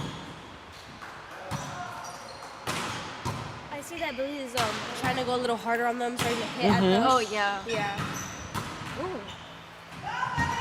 One thing that I actually did see on the court that I was hearing from both of the coaches, from Dragons, Coach Ariana and Coach Billy, is that they want them to stop with the one hand. And I feel like that's a habit that sometimes is very hard to kill. You know, a lot of people might have learned the sport that way and they're very comfortable using one hand. I'm one of those people. That's why sometimes I always tell people, like, I hate to give advice that I don't take, you know, like if I ever do really become a coach. Look at that hustle, that good hustle by number 77. I love that hustle. But it's like, sometimes it's a really hard habit to kill, whether it's a good touch or not, or whether it's a good up or not, that is not a good habit to have. Some of my best digs have been one arm, but it doesn't mean that it's the most smart decision. It's smarter. Sometimes it doesn't work out. It's smarter to, you know, at least try to get both of your hands there. Sometimes, you know, you have to do one hand, but at the end of the day, it's mostly. Yeah, I think Look at that's that what he touch. was looking for. I was just about to mention, I think him pushing the ball isn't really about them touching it. It's to see if that they will throw Actually, themselves. exactly. Will you It's throw the mental yourself? game. He doesn't want to see them jogging or skipping. Could you see Yeah. how Coach Billy was? Sprint. Exactly. You see how Coach Billy was going back and forth. Do you guys want to run? Why are you guys not running? It's not about them touching the ball. It's them hustling to get there. Yeah. And throwing themselves, that's a really big thing. A lot of people are very scared to throw themselves, and it's a mental thing there as well. But once you start doing it, you really can't stop. Exactly. It starts becoming it starts becoming a habit. You can't stop. But there has to be a balance. There has to be a balance.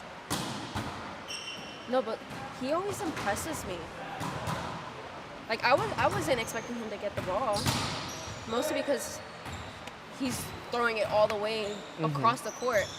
But he impresses But, me yeah. every time I see him. I played with him already on one of these open gyms, and Luke, honestly, right? yeah. Yeah. And honestly, playing with him was so easy. But even then, you see Coach Billy showing himself, like, to their players, Yeah. you gotta hustle for the ball. It wasn't a great touch by Coach Billy, You but have to be transparent. exactly. If you're gonna preach to hustle and go for that ball, you gotta do the same thing. You gotta show the players that you will do the same exact thing. And the only thing that I'm noticing that I would, you know, critique, and it's not really critiquing, it's just what I would give advice to the players, and I probably will tell them this when I play with them later today, is that I need to see them lower. I think they're not low enough, and it's not always about you can be low and also be ready for like a ball that is a free ball. You can be ready for a ball that's anywhere on the court. They have to be low. I feel like Coach Billy is hitting that ball like right in between like their legs, and it's right in front of them. If they're getting low enough, they will be able to dig that ball. I noticed that. I feel like with a lot of sports, like as a newcomer, as a newbie in a sport, it's a lot about getting out of your comfort zone. You know what I mean? You're gonna have to do stuff that's uncomfortable. Throwing yourself is not comfortable. Jamming your fingers is not comfortable, but you have to get that ball up, right? You have to run. You have to be there at all times. You gotta get low. Getting low for like a person new to volleyball, I know it's not comfortable. I know it feels awkward. But you're gonna see that once you do it, once you get into the habit of getting that ready stance, it's gonna help you. You're gonna be able to move faster, get ready there. You have a faster reaction time. I notice a lot of them aren't wearing sleeves, but they're still sliding, which is, I don't know if anyone who's watching this has felt this before, but the burns, they're bad. The sound of a The burns, yeah, you can hear it when somebody burns himself on the floor.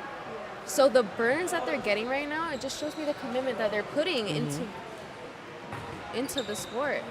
And that's honestly, I would say, for anyone listening, I would suggest getting sleeves. Yeah. I know it feels uncomfortable when you sweat. It's normal. You'll get used to it, but it makes your position so much easier because it gives you the liberty to actually go for a ball and without harming yourself. You'll get a bruise, but it's so much better than having a scar. I agree. Because I have burn scars. I agree. I know it sounds brutal, but I have scars from doing that. But it's just a learning process. You learn to use the materials that are given to you. And I always advise a lot of my girl libs or my girl defenders to get sleeves because you don't really have that privilege of just being able to slide on your chest. Yeah. Before I got any type of gear, any type of equipment, I learned how to slide with nothing. And the reason I learned how to slide like that is because you're able to slide off your stomach. With the girls, it's not the same way. And at the end of the day, when you become a better lib, I think it is better to dive with sleeves. Why? Or dolphin diving. That's another thing. You only see some dolphin dive. Tiny has one of the best dolphin dives I know. And you are able to, not burn yourself that way. Yeah. But if you have to throw yourself, it's always better to have sleeves. You're able to get up way faster. Yeah. And, as a lib, you can't just stay on the ground. At the end of the day, once you're on that floor, 99% of the time, they're sending that ball right back to you, right back to where you are. I feel like as a lib, I've grown to appreciate and value my scars. Yeah. Look at my hustle. That's my hustle right there. That's my commitment. You know what I mean? It shows how hard you work. Nice. I'm seeing a lot of hustle with this group. I love it. I mean, look at Fiona, number 87. That hustle was insane. She doesn't have nothing. She has no volleyball gear. She wears sweatpants and a t-shirt, and she's still playing great. I love this group. Yeah, I'm really liking the hustle from this group. They're really pushing themselves. They're new and they're still trying to show that they can be great players.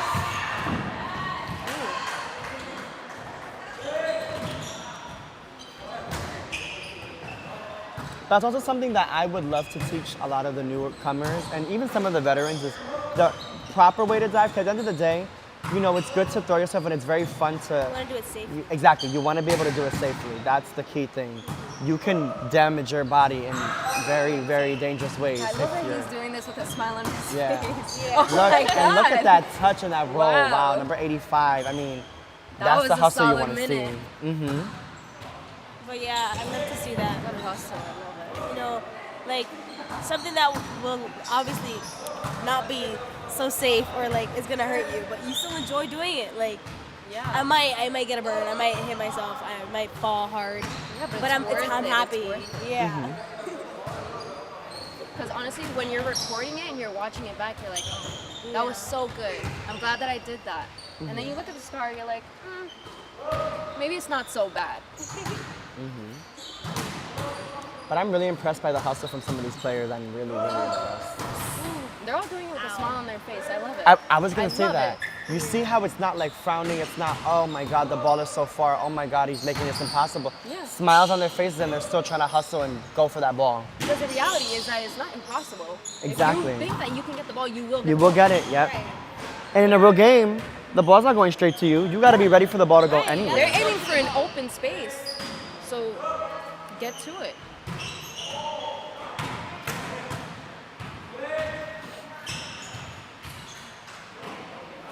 And we've been talking about Coach Billy said, but I also like how the way Coach Ruben is also running this drill. For him, I feel like he's making it a little more, as we see Leo, number 91, trip on her feet there.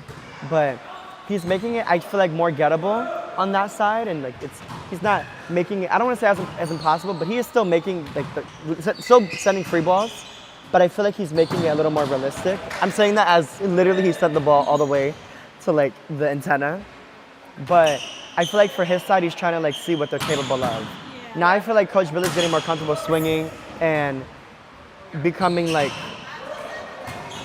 more, I don't want to say difficult with the drill, but he's definitely making it more difficult. Yeah, he started off going really lightly on them. And then he's like upping the intensity.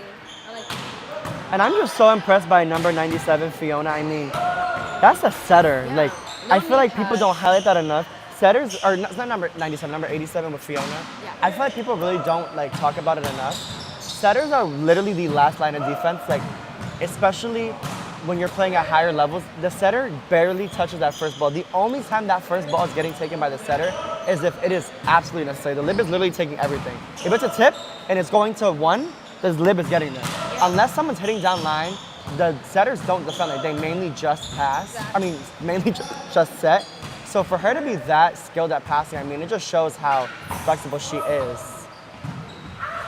I think, honestly, she's at a level as being a setter. She's at a level where she can play. Honestly, she can play at any competitive level. I think. Honestly, as a setter, because when you're looking at one on defense and you're playing against a very competitive team, you can't expect the lib to always get there. Yeah. You can't expect them to always get there. You have to be ready. So I just feel like her defense is on a level where she can defend herself.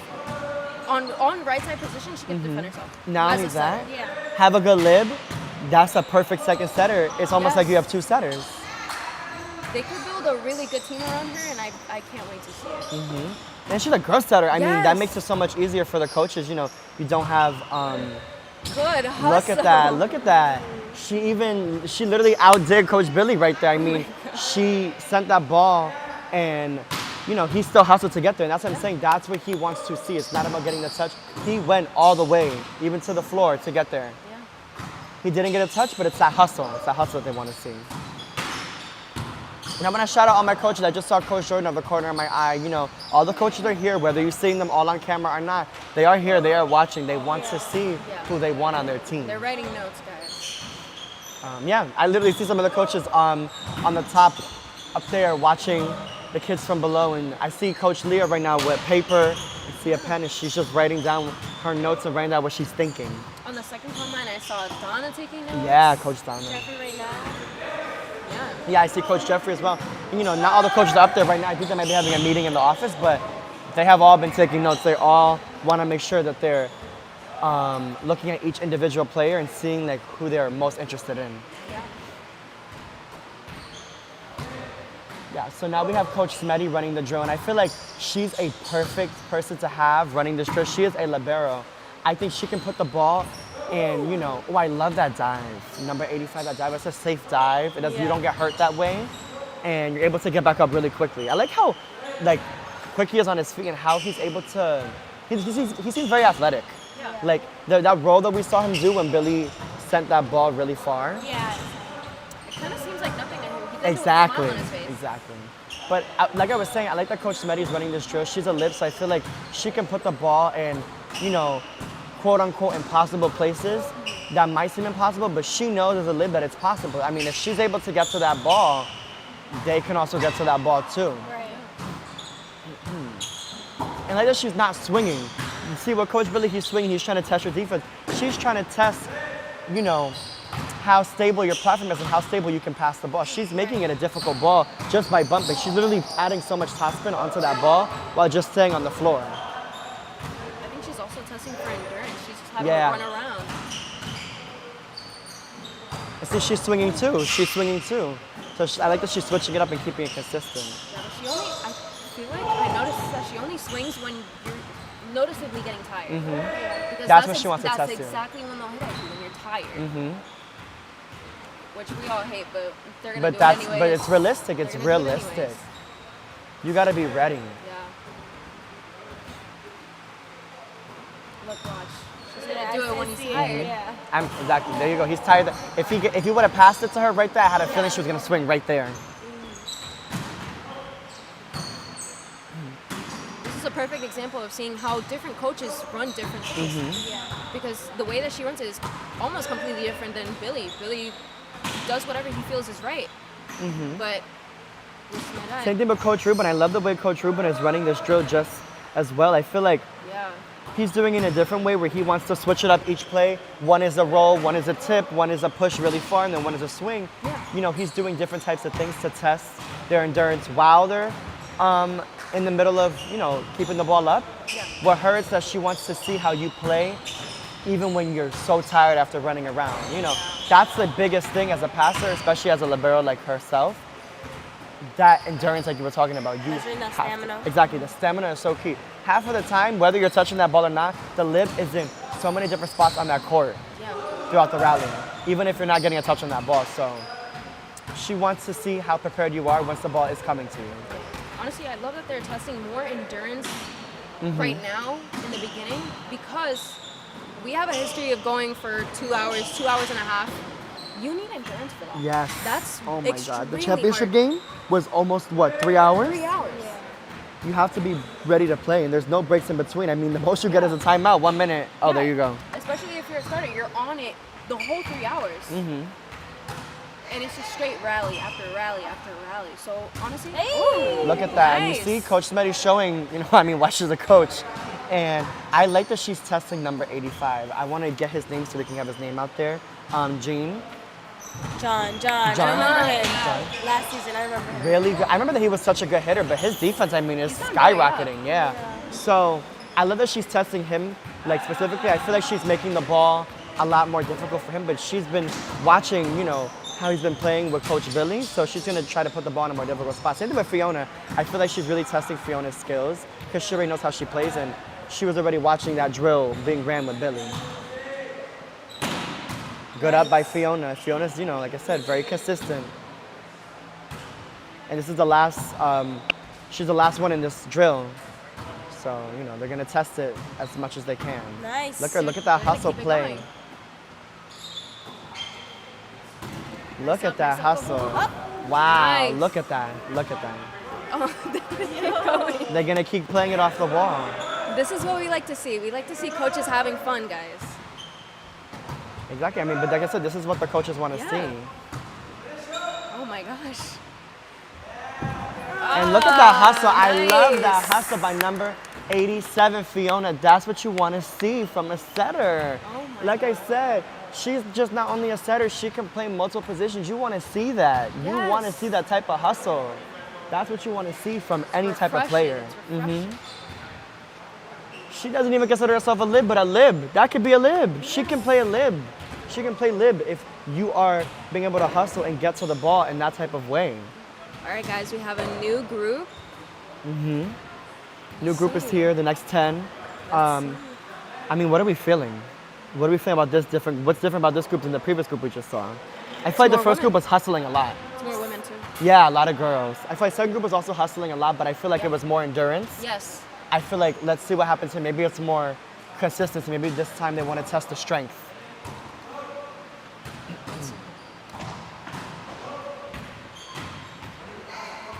I think this is mostly the new players too. I think literally the only familiar face I see with this new group is number 97, Deandra, and that's it. The rest of them are, oh no, and number 95, yeah. Besides that, these are all new kids. I have never seen their faces before. I'm really excited to see how number 96 plays.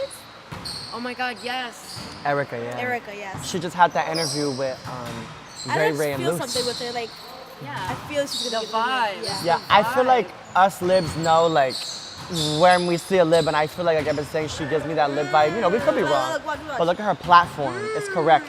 Legs, all legs, guys. But I love how perfect her platform is. That's how you She really can really focused, tell I she's mean, an I can elite see that she passer. really focused on that, like trying to hold it to her to the best. I'm gonna say, you see how she's holding her platform, that technique, she's holding it really even delicate after. with it, like, Yeah, right She after she follows does it. it, where after she's there, she's holding it for a little bit and then letting go. And I feel like with this time what Coach Smetty's doing, she's heading the ball further. Now it's not about endurance, it's about, wait, let me see how far you can go. Yeah. How far you'll run. Because just like I said, we saw her hustling. If she will do it, she knows that the kids are also capable of doing it just as well. Nice hustle, nice hustle.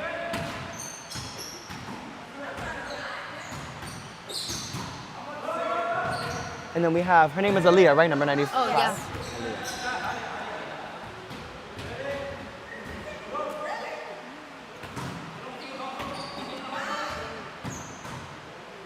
Right now I'm hearing Coach Billy talk to Coach Smetty because he's telling her that he feels like she should hustle a little more. And I agree with him. I feel like he's saying like, oh, they're not going to see you hustle. They're not going to see you dive. They're not going to want to dive either. These coaches are, role models and they're what the players are looking up to. If the coaches aren't going to do it, who says the players are going to feel, obligated to do it, in a way? I feel like since these are like the role models, these are who they look up to, they want to be able to almost mimic what the coaches are doing or at least try to copy their techniques so they can become better. Yeah. You want to kind of mimic what it would be like to be in an actual game with Exactly. your coach. So I feel like you should be a little more transparent, yeah. So I feel like that is what I'm loving. Wow, look at that pancake by Coach Smetty. You saw her timing though? Like she knew. Yeah, Like, she knew. she was looking up at She the was ball. right under that She even ball. waited a little bit. Right. She was like, oh, I'm overstretching it a little bit. Let me wait. And that's how quick she is. I mean, honestly, she could have gotten there without even diving. Yeah. If she was that early with a pancake, she could have gotten there. But she just wanted to, showcase a few of her skill set off. That's And how as fast we can she see, is. Ariana got ready. I think she's gonna jump in for a little bit. And I want to see her chemistry with everyone else and how she portrays herself to the new Look players. at that hustle by number 96, Erica. Run, girl, run. Look at that. That's what I'm saying. Nice. Her platform, her footwork, she's so fast on her feet. I had a feeling. Look at her. Look. She's light. And like we've been talking about, a smile on her face. I feel like they're enjoying the hustle. They're enjoying that defensive effort.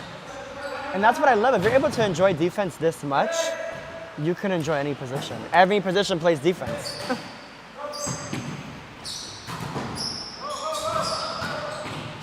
And then go hustle by Deandra right there, like I said. Yeah, I think as we continue with the drill, everybody, and I mean everybody, starts getting more comfortable in what they can do.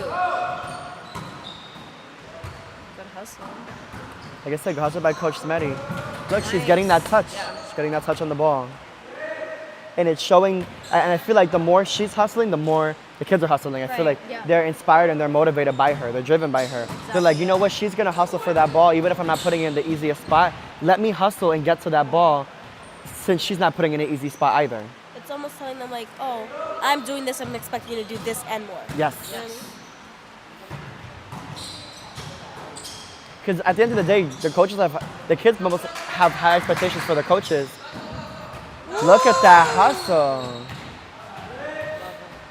But yeah, as we talked earlier, like that one really hard habit that all of us have had at one point in our journey, one hand receiving. We have to learn. It's always two hands. Two hands is better than one. Really good up by Deandra. One is From like the an swing. incomplete platform. And it's a hard habit to kill. It's something that's gonna take time and effort to, kill that habit. But once you're in the The rhythm. setters are coming up, guys. Yeah. We just heard Coach Billy talk about, oh, if you're a setter, please come to me. I cannot wait. I saw number 81 is a setter, number 82. I love that they're both friends. They're both from the same high school. 86 is a setter. 86 is also a setter. Another boy setter. I'm just happy to see if there's any other setters, because there might be some setters here that are Yeah, they're passionate. here, I think. I'm just happy to see so many new setters. It's so nice to see new setters. I feel like that's one position that's so hard to master. Not a lot of people try to take on that role. It's such a difficult position. Setting, it's so hard, because you're doing so much. You're passing, you're setting, you're even hitting sometimes, and you're blocking too. Yes, Look at that got the hustle. I touch. love that she got a touch on that ball. I love that she got a touch on that ball. Go up by Deandra. I just love how light she is. I can't get over it. I'm sorry. Yeah, I feel like the way she moves Nice her touch. feet is so nice. Yeah. And it feels like she's just like sliding around. She's not even walking. She's We have getting around so Fiona, quick. and she's gonna try as setter. I'm happy. I'm excited. Really? Yeah. I mean, if she wanted to, she could try out as anything. Yeah, she can. Yeah. I hope she does, though. I hope she does. We also have Jonathan, number 90, setting. He was actually playing middle last season for Dragons, but he is a setter. He did set for his high school team, so he does know a few things about setting. Look at that. Wow. I know that Deandra, number 97, she also plays that setter. But recently she's been playing DS and right side. Yeah. But I feel like she has potential at setter. I know she gets discouraged easily, but once again, volleyball's a mental sport as well like as other sports. Volleyball is a mental sport. So I feel like she can really overcome that because I feel like that holds her back. Because I've seen her set. And even when she's peppering with Smitty, I see how smoothly her hands meet the ball and release it. I mean, it's literally butter. But I feel like if she overcomes that mental barrier, she can really progress and grow as a setter. Yeah, I feel like that's I 100% agree. an issue that almost every player has. You reach this point where you're where you want to be, but for some reason, you kind of can't overcome the cloudness of, oh, what I'm doing this wrong, I made a mistake, oh, I'm gonna do it again, oh no, just a bunch of unnecessary how things many that we don't have to think setters. about. Oh my god. But I 100% agree. During my high school season, I went through that, and I feel like coming to MOS really removed that cloud from my brain, honestly, and it made me grow so much as a player. I feel like I did enter MOS with a lot of experience and skill. I didn't come here not knowing anything. I knew a lot about volleyball because I did play that year prior, and I wasn't someone who just played, here and there. I played every single day, so I did know a thing or two about the sport. But coming here, I feel like it opens your mind, it keeps you open-minded, and it helps you become a better player. And I don't know, I was just very impressed by that drill. Wow, the hustle. I mean, if that's the defense we're gonna have this season, I can only imagine we're gonna have great 3 libs. hour long. Oh my I god. want to see the defense in this drill. Oh. I mean, we're gonna have hitters, like actual hitters. And I was gonna talk about that. I feel like that is a lib's dream. I mean, watching that drill, it makes me a little bummed out that I wasn't doing that drill during my combine because that drill looks so fun. I think, like me and Tiny were talking about, and you too, Liz, diving is so fun, and it's like being able to hustle for that ball and getting a touch on that ball, whether it's a good touch or not, it is so fun. It really shows that you can push your body beyond the limit. Another thing, like with the peppering drill or like the defense drill that they were just doing, I feel like, me personally, I feel like it's way easier to pick up a ball that is like hit at me while peppering or spiked at me while peppering compared to a ball that I need to pick up while we're actually on play, whether like someone's hitting from another side from the net, you know what I mean? Because I'm really, I feel like the net kind of intimidates me because it's blocking me, it's blinding me. But once you get comfortable with it, it's so exciting because you don't know where they're gonna hit. You gotta get ready. You gotta get ready. Honestly, I feel like it's so accomplishing though, because when you dive for a ball that you have to, you have no other option but to dive for that. And then you get it up. And then you get it up, and so it's perfect.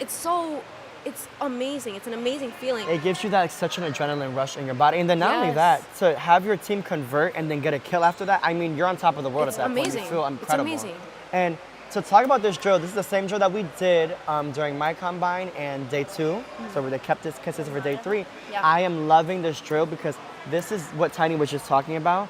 Now you're on the court. Now you're actually digging balls. Now you need to position yourself right. And this shows the coaches, hey, this lib knows something about positioning. This lib has experience. Something that I went through when I started playing volleyball is that I had a lot of skill about libero. I didn't have the experience. I didn't know the right positioning. So this can show the coaches, hey, I see that this player has a lot of experience, but they don't have that much skill. Let me help them skill-wise. Or they have a lot of skill and they can get there and they can hustle really well, but they don't have the experience. They don't have that court vision. Exactly. This, like you just said, experience with the court. This is gonna show them, do you know how to position yourself on the court? Do you know which balls are yours? Do you know how to communicate? You know what I mean? You have all 3 people on defense. Do you know how to talk to them?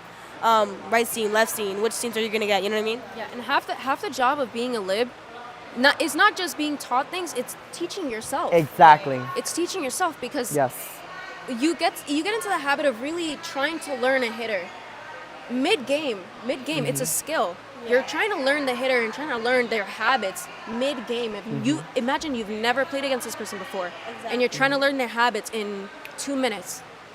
It's a skill, and honestly, not only that, it's like playing this position is it's difficult, and it's like people have to understand it's like it is a lot of skill, but it's a lot of mental because you have to make sure that you don't shut down when you are the captain of the back row and you run the back row. Exactly. You have to stay alive. You 'Cause can't once be a you quiet lib. Exactly. You shut down, now the whole back row is shut down. What can you do? You can't pass. You have to be verbal. As a lib, you should be the loudest person on the court. Exactly. And I tell people this all the time, and I will continue to say this. I don't care how obviously the ball is in or out or this, that. You need to talk. You have a voice for a reason, and the ball is in deep and you're not getting that touch. Tell your team, in. Whether they believe it's out, that's when Follow they the start ball. to trust you. Follow Exactly. the ball. yeah. And another thing I feel that we need to kind of normalize is if you see that your teammate's down, they're broken, they're shut off, help them, bring them back up. You when you're in a situation like that, you really can't ignore it because once the lib is shut down, the whole back row is shut down, like you were saying, Levi. And honestly, I feel like you just have to work as a team to bring anyone back up. That goes for anybody. If it's a setter, oh my God, if it's a setter, it's an issue. Right. So you really have to just kind of build yourself as a team because you're not just an individual in a team. Right. You're all one person. That's really important. Like we always say, one team, one family. Exactly. I mean, one person can cause a chain reaction on your team. One person's down, the other person can get bummed out too, and it could just continue until your team is just literally on the ground. Let's watch No number motivation. 91, Leo. Honestly, let's watch number 91, Leo swing. Remember, she played outside last season for Phantoms.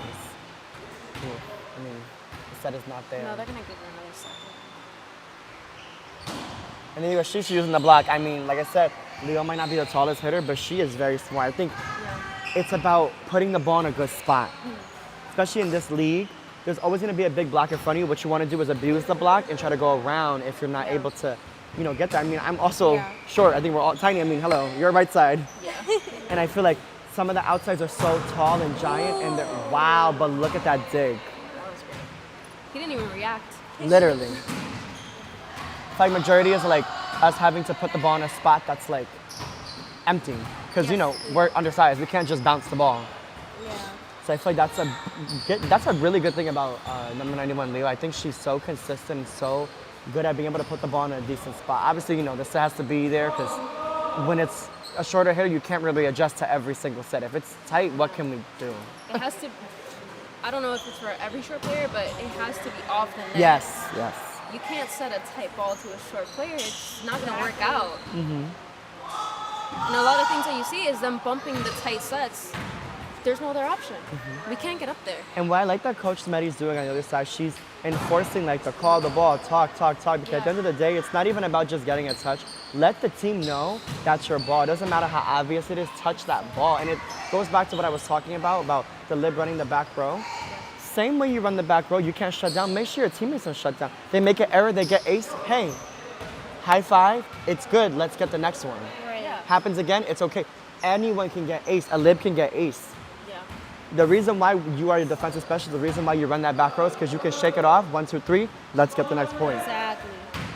This is why I've always been an advocate for you need to build yourself mentally first. Yes, first things yes, first, yes. build yourself mentally. If I were to ever become a coach, trust me, my team would be mentally strong. You're never breaking my team. Okay, at the end of I the feel day, like it needs to be more enforced more. at the end of the day, you can be the best player, but if you're mentally not there, it's not happening. Yeah. Nothing is gonna happen. Because the moment something goes wrong, you're done. Exactly. My worst days of volleyball are when I have a mental block and when I feel like I'm not trusting myself. It's never been my team. At the end of the day, ooh, what a swing. At the end of the day, it's truthfully never your team. A lot of the time, it could just be you having that mental block and you feeling like something's wrong. And I never have blamed my team, honestly, for anything. It's more me. It's like, you know what, I could have done better. I could have did this, that. Exactly. It's me overthinking, and that's when I start getting mentally blocked. And it's like, at the end of the day, I just have to shake it off. We all are human. We all make errors. Next point. That's it. I feel like a lot of athletes struggle with that. I mean, like, because you're always like, there's always going to be someone better than you regardless. You know what I mean? Like, there's always someone at a higher level than you. And being able to not compare yourself, but instead seek out their help. If you know that they're good, be like, oh, I see that you're so wise. Can you help me or something? Is there something that I can correct? Instead of doing that. I mean, I feel like I personally struggled with comparing myself, but at the end of the day, like we all know that comparison kills happiness. You know, like Exactly. you're never gonna be happy if you keep comparing yourself. I think it's better to be inspired and be motivated. Wow, what a block by 84. I think it's better to be inspired and be motivated by someone else. Don't compare yourself to someone else. Oh, but you know what? This person is better than me and they're younger. This, that. Be inspired. Be determined to Right. try to be like them. You know, like someone I look up to is Coach Raymond. I mean, I feel like a lot of people look up to Coach Raymond. He's such an amazing coach, and I will always look up to him. He's one of my favorite coaches for a reason. I mean, he's so undersized, just like me. He's a great hitter, and he started as a lib, and it's like, I never see him, and it's like, oh my God, I want to be, I wish I was like that. Oh my God, it sucks. I'm never going to be like that. It's, oh, you know what? I want to push myself every day to try to be as Exactly. good as I can Right. and be as close to him as I can, or you know what? Even be better if I could. Yeah, I feel like one of the biggest things that are not talked about when you bring up sports to anybody is the mental health that comes with it. Exactly. It's very important to keep your mental health in check because the moment that you're off, it's just a domino effect. You're gonna start falling until you can pick yourself up again. And sometimes it takes forever. It took me an entire season to get back to where I was. And not only that, the only person that can pick yourself up out of that is yourself. Is you. Is yourself. And I know we have Fiona say number 97 or 87. I keep saying Her stuff have 97. been really nice. Woo! Lovely. What a touch. But like the difference between someone that's not confident in their skill and confident in their skill is so big. Yeah. I mean, once you learn to believe in yourself and to like have that mental state where you're like, I can do this. I'm not stuck in this place. I can grow. I mean, You are gonna play so differently. Yes. Yeah. No time, and it's a substantial difference. I mean, you will feel it too.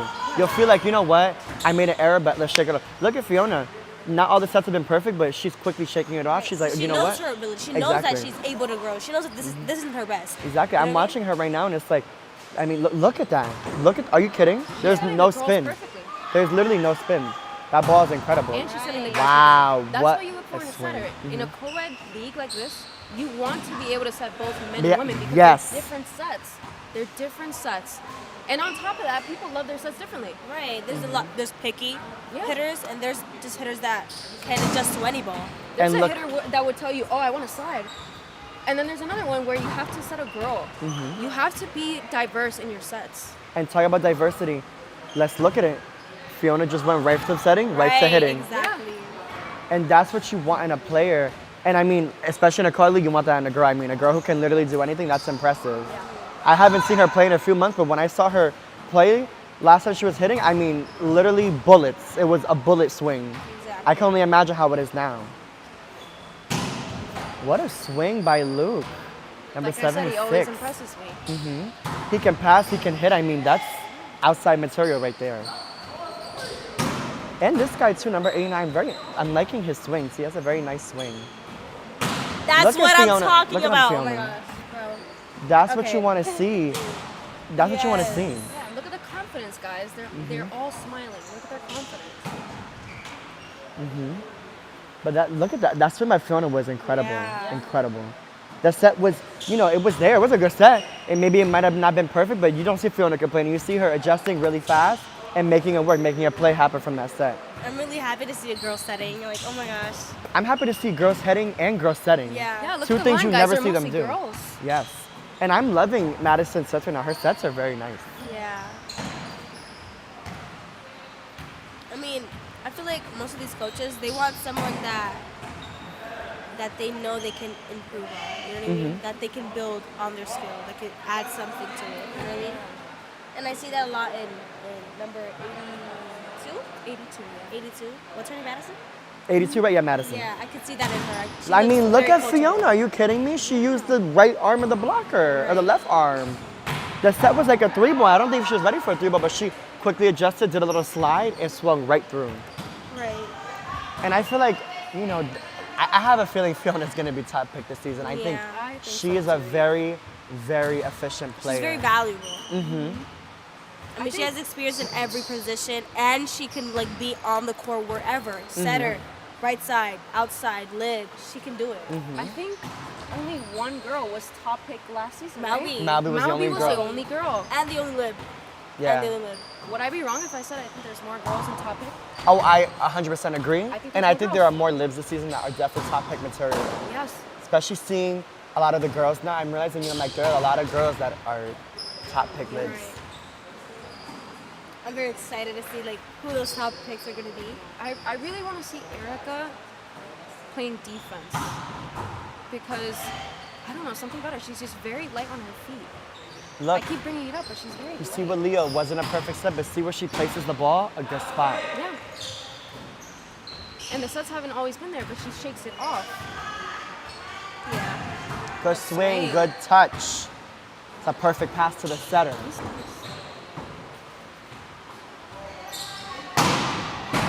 I like the swing, Bullets. just a little more flick, but that was a really good swing. Yeah. It's like it's something you can work with. And you can fix. Exactly. He's a strong hitter. It's a very easy, like recognizable mistake and something you can like call out easily. It's harder to work on, but if you can like pick out what you're doing wrong and like acknowledge it and work on it, it'll get a little bit easier. It's not like easy to break a habit, but it is easy to pick it out and know that it's wrong and be like, this is what I need to fix. Yeah, because and I focus think, on that. I think what the coaches are looking for is not a perfect player. It's someone who can build upon what they already have. Exactly. So you want to see coachability. You want to be coachable. And I think a lot of these players are coachable. So I all these 100% players are agree. coachable. Yeah. And I feel like that's what's gonna make them into star players, honestly. Being able to be coached and being coachable is what is gonna make you a better player. Because you can just improve on what you already have. I see so many different skill levels and I see so much skill, period, that can be worked on. And I'm gonna be honest, I'm very impressed by the setting. Like, not every ball is perfect, but it is workable, it's fixable. She's good. Yeah, I'm impressed by all these setters. I haven't seen a setter where I'm like, oh, I'm not that impressed. Like, these sets are really nice. She has nice hands. Oh, I love that slide. I like that. I like the, always a way to make a swing. Fix it, yeah. I think with her only issue is that she's getting a lot of fingertips. It's not her actual finger, her She needs to actual let hand. it sit a little more. I feel like when I like transitioned to like hitting or like was trying out hitting, what made me more comfortable or like confident as a hitter was those bad sets. Like, oh, this is a bad set, but I can get it. And that's why I like hitting slides more in 5. And I think that's what you're known for, Tyree. Yeah, it is. Like, I just like that one bad set helped me. It helped me in the long run. I'm grateful for it. I think you're the only person I've ever seen do a slide. Yeah, like. I think and- you're the only person. Yeah, and it's like the thing with you, Tiny, and a lot of hitters, especially like Fiona's another one, but with you specifically, I want to talk about is that you can adjust very well, and it's like since you have the right slide technique, maybe you're not the tallest, but since you have the technique, you can make it work. And it's like literally the ball can be past the antenna, and you're still gonna get a slide swing. Yeah, I've seen her literally. The ball is by the ref, and she's still getting it. She's still running at it. And that's when technique comes into scares play. me sometimes. That's what I saw in 77 right now. I'm like, Exactly. that's good. And that that's- set was like a set maybe the middle would have gotten, but she got it. She yeah, still but swung. she still got it. Wanna know why? And- Because the middles don't always go for that. Exactly. They're always expecting the outside to come to their rescue. Right. No offense. They're And- always expecting them to come and fix what's wrong. But Wow, what a swing. You know, like not being hesitant to the ball. yeah, That's I am excited to see if we have any middles. I know that 75 is a middle. I've seen her before. I think, yeah, I'm pretty sure she is a middle. So I'm excited to see what she brings here. Look at that swing. Oh, that Oh, touch by Erica. I You love see it, that? I love it. I love it. But talking about what you guys were talking about, adjusting, that's what I was talking about earlier with passing, like even with hitting. Some of these players look at that. Girl, Don't even have to move, she's already there. A lot of these hitters, it's not there's about, a window. She's looking at it. look, boom. There's a window. She's, oh my gosh, she's good. But I love it. See what I'm saying? She goes for it. A lot of these players, they have the they have the skill, they have the power, they have that swing. And maybe they don't have the swing. No, they have the power and they have the swing. They need the technique. So as soon as they get that technique, they're gonna kill this ball. This one, number 73, she goes out to swing with her arms, it's over. She's gonna kill that ball. She's gonna kill that ball. That's what I feel like a lot of like the experienced players have. You see with Fiona, she has a very good technique because she's experienced and she's played in club. Yeah, she knows what works. So for her, she can really adjust to any ball. Like, let's watch here. See, there, you know, the set was a little lower for her, so maybe she could have tried something different, but at least she still took a swing at it. She's not scared of a block. You see that big block on her face? She's not Yeah, scared she's to been swing. shut down already. She doesn't care. I really like this middle. She keeps going. Yeah. This blocker. Oh yeah, 84? 84. Yeah. You really got up there. That's the thing with you, Tiny. I remember during the combine, you hit through like a double block, and it was two boys blocking you, and it's like, you can't be scared of the block. You have to think of ways to get around the block, get through the block, You or can't just let yourself get intimidated. 'Cause that's You- only gonna hinder you. girl, you get blocked, get set again. You can get blocked. Getting blocked is normal. You learn. Yeah. What can I do differently so I can maybe use the hands? Yeah. You learn to use the hands, and you learn to not hit straight into their hands because it's a problem a lot of us had at the beginning. 84 creates a really big screen over the net, though. Have you seen that? He spreads his hands nice and wide. And you see with 87 Fiona, she just got blocked.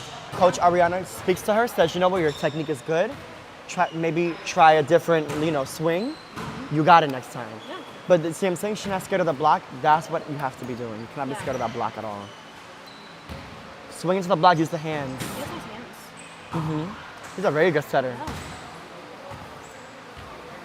No spin, Doesn't nothing. even move. Look at that set. Perfect. And with a set like that, look at that little joust they had. With a set like that, then you have a lot of options open. The screen. You see how he reads it? He reads the hitter. Yeah. He's Just put his hand. yeah, he's always at their hitting, like their left arm. He's always there. And he's not cheating. He's waiting. He's waiting. Exactly. He's quick enough to get there in time. Yeah, and he knows that when he spreads his hands, he creates a screen so big that all he has to do is press. Exactly. Press. And I love that Coach Ariana is coaching Fiona because, like I said, girls are gonna look up to Coach Ariana because she's such an effective outside. Yeah. And like you said, you don't see a lot of girl outside. That's already someone that you can see that Fiona's comfortable with. She was probably comfortable with her last season because Fiona did play last season. Yeah. So you see her as a coach and you're like, okay, let me ask her for advice. Let me see what she can bring to the table and help me out with. Yeah. Look at that swing by Luke. Wow. And I'm loving that with the hitters, maybe it's intentional, maybe it's not. They're hitting in different areas. It's not just only at 6, it's at 5, it's at 1. Everyone is able to, exactly. Everyone is able to get the chance to get the ball. Look at that swing. Look, see what I'm talking about, Coach Ariana and Fiona? Look at that. Quick to talk to her. Look at Leo, that cut. She's not even getting a swing, she's just cutting it. And that's what's gonna get you points during the league. Yeah. You go right around the block, go over the block, put it in a good spot. What I've noticed is it's always at deep corners. But it's usually just one. And it's the one by the setter because the setter is usually not going to just backtrack.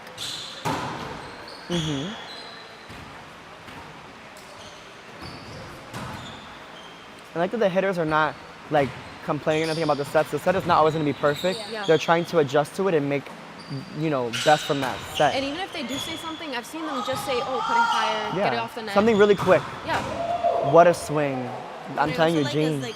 From most of the hitters that I'm seeing, it's not just hitting the ball hard. It's getting the ball, like getting a touch on someone, Yeah. They're being or like tactical. right. That they're not just like using brute strength to smash the ball as hard as they can. Yeah. I also think that while they're doing it, even though they don't know that they are, but they're also helping whoever's passing right now because if you're getting hit at, you're going to be able to showcase what you can do. Right. You don't want it just to be not going for you or going for let's say where Smita is right now. Because I've seen a couple of people angle towards her, which is crazy. Good Look at that pass. dig. Love Some it. really good ups. Number 80. Kevin, Yeah, I've never seen him wow. before. He's been to some of the open gyms and I I've have seen him spoken too. to him a little bit and he's actually came to me for advice because he hasn't been playing as long as me. It's funny. He was a little shocked to believe that I've only been playing for 2 years. But I told him, I said, that's what happens when you play very consistently, you play every day. And I told him, I said, you are a very good lib. Just, I need you to be more aggressive. That's what Ray was talking about with me, is that I'm a very aggressive lib. Be aggressive on that court. Take those balls that you might not think are yours when at the end of the day, most of that court is yours. Yeah. Noah's lips is the half of that court, more than half of the court is yours. Honestly, he's at a good height too. So he can definitely play D1. He's at a good height for Lib. And I'm noticing It's a lot just of tactics. a lot of the setters, they have the hands. It's just that they're getting too many fingertips. Yeah. See, look Let at it that. sit a little longer. See that? You get under the ball, then you're able to push it. And I think we have Coach Ruben here because Coach Ruben's also a setter, so he's able to, explain to them, hey, what can you fix? I think it's kind of just that they're not keeping him stiff. There's a certain stiffness to it that you should keep, and I feel like it's a little lacking, but that's something that you can fix. But I mean, that was a great set. Yeah, that was Really good great. I feel like it's just when she gets under it. Yeah. See, I love that they're still swinging. I love it. I'm seeing a lot from number 77. I mean, she's had good hits. I just saw her hit a line. Like, Yeah, she'll hit anything. I I've love been that. watching her too, yeah. Same thing with 75. I want to see, honestly, because we were talking about how she's in the middle. I would love to see her in the middle and actually hit like middle balls. I think she would be great in the middle with a two ball, a really quick swing. Because she jumps, like, she gets this, she jumps really fast. I've seen her hitting Boom. one. I've seen her hitting Middle, ones. right now. Yes, thank God. I saw her at some point hitting ones, and I was very impressed. She's very quick with her hands. That's what I'm saying. So I hope that they give her a one. For her, it might be a little difficult to hit on outside because not every middle is accustomed to the outside four ball. It's a little Yeah. slower. In the middle, you're there already. The set is coming. Boom. Good set by Deandra. Good Nice. swing by Jonathan.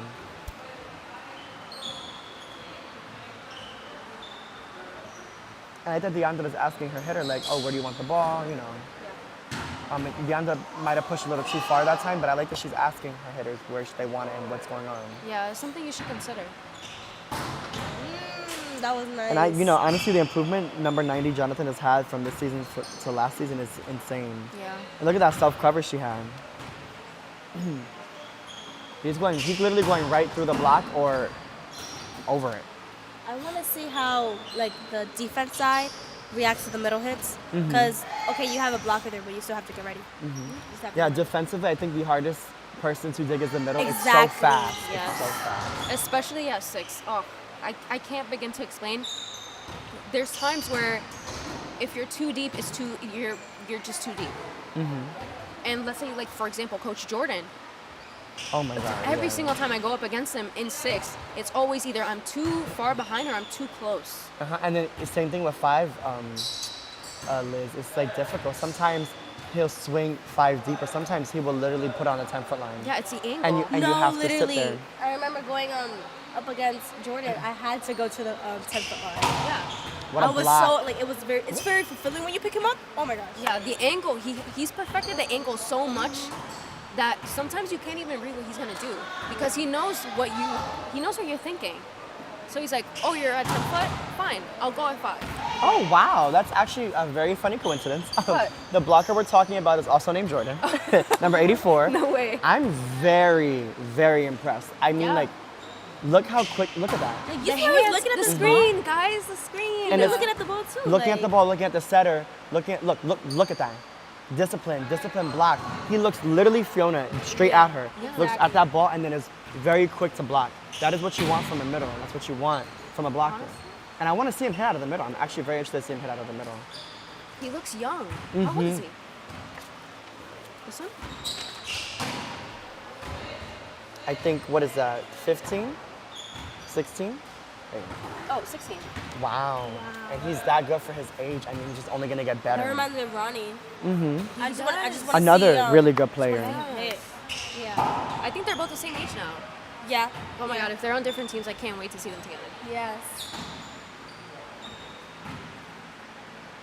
I like that Coach Billy is making a lot of these setters set the middle because something that is not typical in high school volleyball, the setters either set from the middle or they don't set middle. They set middle, it's literally like almost a 4-ball just in the middle. Yeah. Why? Because people are not used to that quick tempo of 2 or 1. Yeah. I feel like middles get a really bad rep in high school, but once you start, branching out and looking onto different things outside of high school, you can see that middles are actually really useful. Yeah, and they are a key part of the Yeah, they work team. hard. Yeah, all the blocking, they have to read the block, they have to do all this, they have to cover, they have to swing, it's a jumping lot. round? Yeah, the jumping. I can only imagine. I tried middle once, didn't do it again. People don't So realize. winded. Yeah, people don't realize how crucial the middle position is. It's not an easy position, and not everyone can play it. Obviously, you have to be tall. That's the first thing. Yeah. But you also have to have a lot of stamina. We talk about Lib having endurance. Same thing applies I to feel when like you're playing middle. I feel like what a lot of like the community, the volleyball community doesn't understand is that there is no position that is easier or harder than another. Every position requires hustle, stamina, endurance, being able to read, knowledge, technique. Like it all requires something. See, Erica. I agree with you, Tiny. And not only that, every position has their struggles. The person immediately thinks, oh, it's probably right side is easy. A good right side is not an easy position. Right. You, for example, you play defense, you hit the ball, and then, depending on the net, you block. And that's a lot, especially blocking it outside. That's the main hitter. Are you not Right, blocking every play? yes. You're blocking almost every single play because the outside is getting set the most. And not only that, I feel like right sides do they have a lot of pressure on them because, when the outside's not available, they're going right to the right side. And it's like, okay, maybe this is the first or second or third set I got this game. Let me prove, hey, I can Right. swing, and I'm gonna get us this point. Yeah. Because I'm gonna be honest, as an outside lib, hitting right side is almost impossible for me. The angle that you have to approach the ball in, and you do slides. It just seems so hard. I feel like because for a right-handed right side, Oh yeah. you have to approach from inside the court. Whereas a left-handed right side, you approach from outside the court. It's like this opposite. You can do the same right, thing as the outside as a left-handed right. That's why, Tiny, I think you might be, if I'm incorrect. No, Nathaniel's also a righty. You and Nathaniel are the two right sides in the league that are Oh, I righties. love Nathaniel. A lot of the right sides are lefties. Look at Coach Ray. Look at Kevin. Why? They're more comfortable on the right because they have that left hand and they have the outside approach. So, in that case, let's say we have Kevin hitting from outside. He's not going to hit outside. He's going to go inside the court because he's a lefty. Yeah. That's why they're more comfortable swinging on the right. But, it's always nice to have a very strong right side because a lot of the times the outsides are not the most disciplined blockers. They're really there to swing and they're really there to pass. Yeah. The right sides are the ones who are able to block because they have to block the outside. Not to the end, no outside can block. I mean, hello, y'all's teammate from last year, Kenneth. Yeah. Yes. Yes. An amazing outside blocker. But it just shows like right side is not an easy position. Every position has a struggle. No position is easy. Exactly. No position is And the easy. defense that you have to play, you're also defending against the Oh, outside yeah. again. And the outside is always going to cut those angles. Doesn't matter where you are. And you gotta go down the line once the outside's ready to swing. Exactly. Outside It's- lines, they're pretty scary. Yeah, it's scary. I feel like that's what I struggle most. Like, receiving a line, like it's so terrifying to me. Lines but, are difficult. Yeah. I just like mentally I have to overcome that, like not be intimidated by it, not be hesitant to it. Wanna know why? Because a good hitter will always aim for the line. And if Yes. they notice that you're right on the line, they're gonna try and trick you and try and hit a little bit outside the line just so that you can hit it and possibly make a mistake. I agree. There's a lot of thinking involved into volleyball that I think it's underrated. Yeah, I feel like people don't realize like sometimes you don't want to overthink it, but you have to also realize there's a lot of thinking, and especially each position has its own mindset, its own thought process, Yeah. and when you're playing the position right and when you're playing it at its best, it is a difficult position.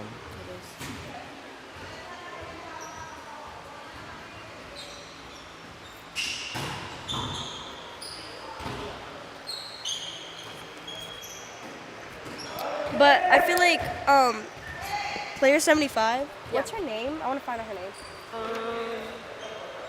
Rachel. She like, we know that middles are more likely to hit and stuff, but like I see her more of working around those bad sets. Like she's tipping it Yeah. more instead of like, cause we see players that try to hit the ball no matter how like the set is. Yeah. She works with the set. You know what I mean? She Yeah. goes with the set's flow instead of going against it and Yeah, just I've trying been to hit noticing it. that too, and I Yeah. think it's mostly because I think it's number one, the set, but it's also number two, the net. She's just not accustomed to it, I think. It takes a lot of getting used to on a higher net, especially as someone who's a little shorter than the guys are. Yeah. But it's nice to see that she's able to adjust and work with it. Yeah, the way that she works with it, it's kind of like an art. But I think that's very valuable to have a player that adjusts easily and works with things. Yeah. You know, is able to adapt Yes. to a different court, a different environment, different net height.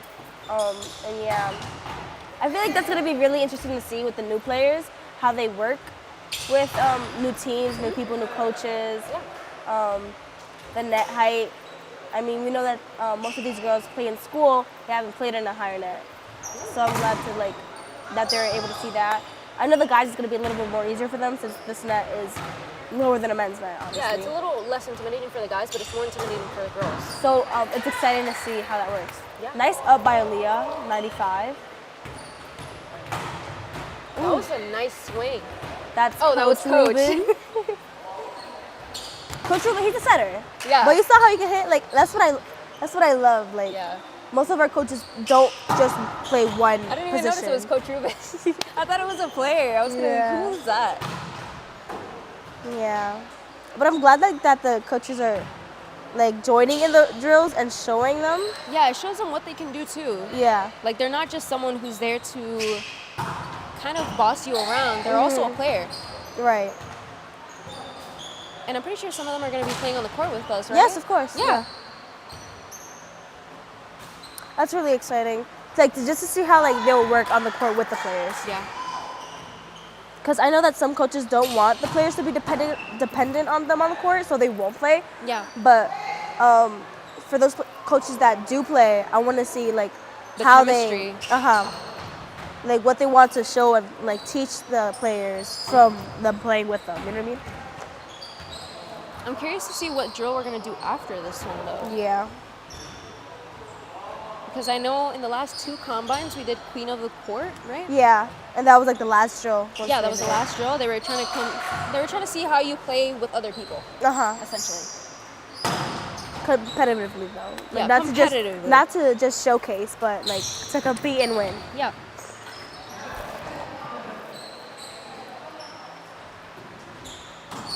Yeah, I see what you're talking about. She does work with the set. Yeah. Ooh, we got number 77 blocking. Yeah, I noticed. I think 70... At 73. 73 is also a middle, I think. 73. Oh. Is she? A lot of it's kind of funny. Like a lot of the tall players are usually the middles, but I mean it does kind of make sense. And you see how Chubbs right now is helping her? That's what we love to see. 77. Oh my God! Wait, she kind of gets over that net.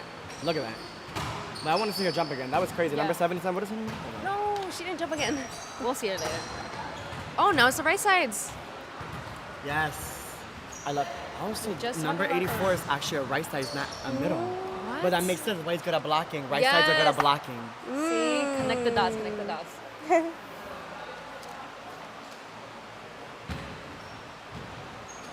I think he's right-handed too. Yeah. Maybe. Yeah. I think the right side. I feel like we don't get a lot of right side representation here. Like honestly, I feel like a lot of the time people are forced to either play right side or they just play right side to play it. So I like that there's right side representation. Whoa. She can She jump. gets up there. So we have Woo! topic. Nice. Wow. Okay. Topic. So, That I'm was calling it real out. nice. okay, so you can block and you can swing on right side. I need to see what else you can do. I'm pretty sure he was Right. passing pretty good too in the back row. That could easily be an outside hit. We're gonna see it in Queen of the Court, don't worry. Yeah, that was insane. That was a really nice swing. That was really Like I said, good. I'm calling it out topic. Oh wow, these right sides are deadly. These right sides are swinging. I think this is a first. This is very promising. I mean, we have Nathaniel.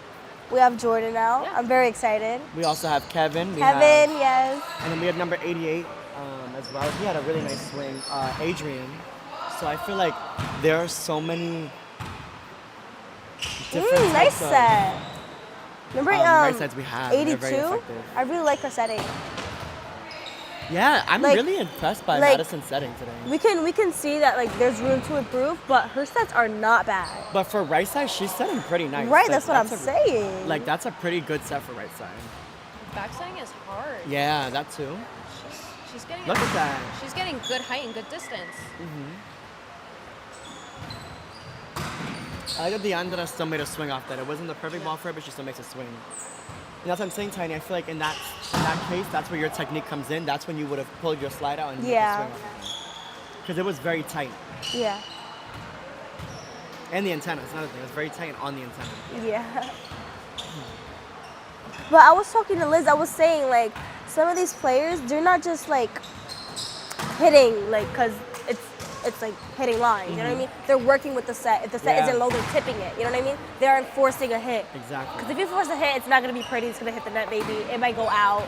You know what I mean? You want to show the coaches that, yes, I can swing, yes, I can kill a good ball and a good set, but I can also adjust to a set that's Right, not perfect. And I can put exactly. it in a good spot and get a point. I play smartly, like, not just, like, using brute strength. Yeah, like, I'm you using have my brain, game you know what I mean? Like you want to have game IQ. You want to learn what to do with every single set. Because every single set can't just be a bullet every single Exactly. Right. But I'm like actually so impressed by the opposites right now. I think this is probably one of the best opposite days we've had. They're all like swinging, they're all adjusting, but also I'm very impressed with our setters. They're setting, like you were saying, Liz. That setting is not easy. They're setting opposite. Exactly. Here we go. Jordan's going up to swing. Wow, I like that he went down that line.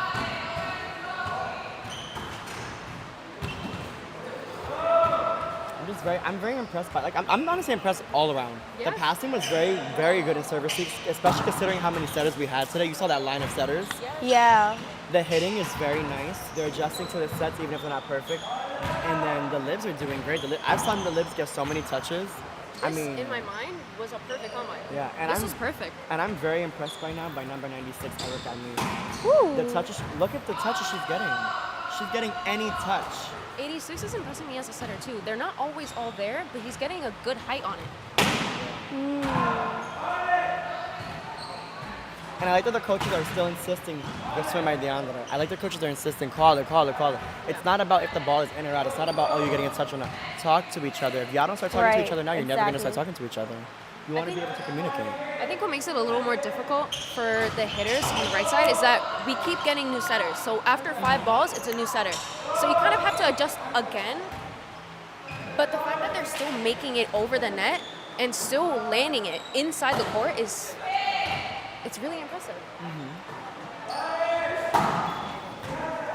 And I actually want to shout out Coach Donna head coach Donna, I want to say, for, my brain's not working, Phantoms. She just got accepted as John Jay. Yes, so That's super congratulations for her. exciting. Really big congratulations to Coach Donna. I mean, I feel like she deserves that. She worked so hard for the Yeah. program. You know, she's not only the head coach of Phantoms, she is the treasurer. She does a lot of the paperwork behind the scenes. So, Yeah. you know, She's always here. She stepped up to a really big role. Last year, she was just simply the assistant coach for Phantoms, and now she is the head coach.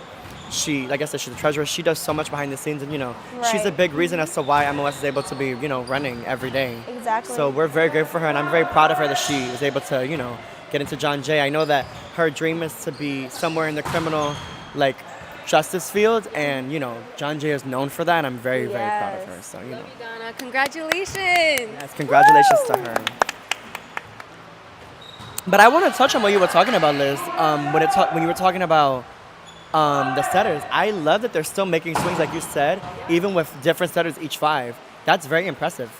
Like, Yeah. it doesn't matter what setter there is. It doesn't matter if the ball's in a different spot. The hitters are still making an attempt to swing, and I love that. In a way, I feel like it kind of imitates what it's like playing in a real game against someone, like an actual team who's very competitive, which is going to be every team that we have here. It's going to be very competitive, and sometimes the sets are not going to always be there, and sometimes they're going to look completely different. Not only that, your setter's not always going to be there. You might have to try a new setter for one game. Exactly. You might have a different setter. Your setter might be off that day. Your setter might be feeling down. There's always something, and it's not always going to be the same. But you have to reassure yourself that you can actually hit the ball over the net, no matter what the set is. So I think it's a little refreshing to see them do this, and it's good practice for them to get used to having different sets thrown at them. I 100% agree with you. I think it shows, like, how... But even then, you see what I'm saying? I love the smiles on the face. Not, Yeah. oh my God, I swung out horribly. Oh, like, let me get the next one. Exactly. Yeah. Exactly. I see Coach Ruben and Coach Ariana emphasizing the fact that you need to talk in the back row. Yes. And you can't be silent on defense I ever. agree. Ever. You gotta call those balls in and out. You gotta follow the balls. You have to know what you're gonna get. Like Yeah, especially when it's coming to you fast. The hesitation and the anxiety, oh, it's gonna come to me. If I don't pass it correctly, I might get flamed. No, you have to call it at the end of the day. You have to move. You have to move your feet. exactly. Make an effort. Yeah, make an effort. Exactly, and it's like I was saying like to you guys earlier, it doesn't matter how the ball can literally be obviously going to a single player. Just say I got it, and let your team know, hey, we're gonna always communicate, we're always gonna talk, and same thing with in or out. We should be hearing from not only the people on the court, wow, what a use of the block. We should be hearing from not only the people that are on the court, but also outside the court, in, out. Like you have to make sure your team knows what's going on. Anybody who's sitting on the sidelines, we're also calling the ball in or out. So Yeah. it's not just who's on the court. It's about who's on the bench as well. Who's taking a break as well. Like truthfully, y'all know me. If I was not on the commentator stand right now, I'd literally be calling every ball, and I'd be doing it from even up here. Literally. Yes. I built that habit of like, even if the ball's not mine, I'm gonna follow that ball and tell you it's yours. Mirror. I'm like, you, but I'm gonna be behind you. Mirror just the in case. person. Exactly. Not I'm only- like following the ball Yeah. to you, but I'm calling you. You know what I mean? Yeah, I always do that. I always go behind, no matter who it is, no matter if it's Levi or Ray, I'm always following behind them with my hands, my platform open. Because just in case it just rolls behind you, Right. You I'm want to be there. that support, that backup. I'm there for you. And I will literally tell anybody who's there, I'm here. I'm behind you. And that's so important because that's when the teamwork comes, that's when the trust comes in. That's why communicating is so important. Because at the end of the day, you know, I can have an off there, I just might shank one ball. You're right behind me, I know you got my back. Now you're gonna get the second touch. Let me either get the third touch or you send it over. You know what I mean? Reassurance, it helps out to ease your mind because you get so tense in the moment when you make a mistake. Knowing that your teammate is behind you and it has your back, it's reassuring and it helps you play. Yeah. I'm noticing number 75 has some nice hands. That first touch she had was pretty nice. For a middle, it's not a bad attribute. I'm glad she's trying out different positions. Exactly. That's what you should be doing. Showcase everything you have. Try different things. Don't force yourself to just play one thing. If you believe you can play something else, let's try it. Show off all your skills. You don't want to be seen as just one thing. You want to showcase everything you have because everybody has some skill in every position. And you see Coach Jason trying to give her advice, telling her how to set better. And look, wow. That was amazing. That was so good. I mean, honestly, I'm getting deja vu, except with this Jordan, he's just a little shorter, but like, his One thing- vert is insane. One thing like that stuck to me. I don't remember where I heard it from, but it stuck to me. It was like that. Only a good setter will make you look good. If you have a bad setter, you're gonna hit pretty bad. A good setter is gonna make sure you look good. You know what I mean? When you hit, That stuff was perfect for him. It made him look so good. right.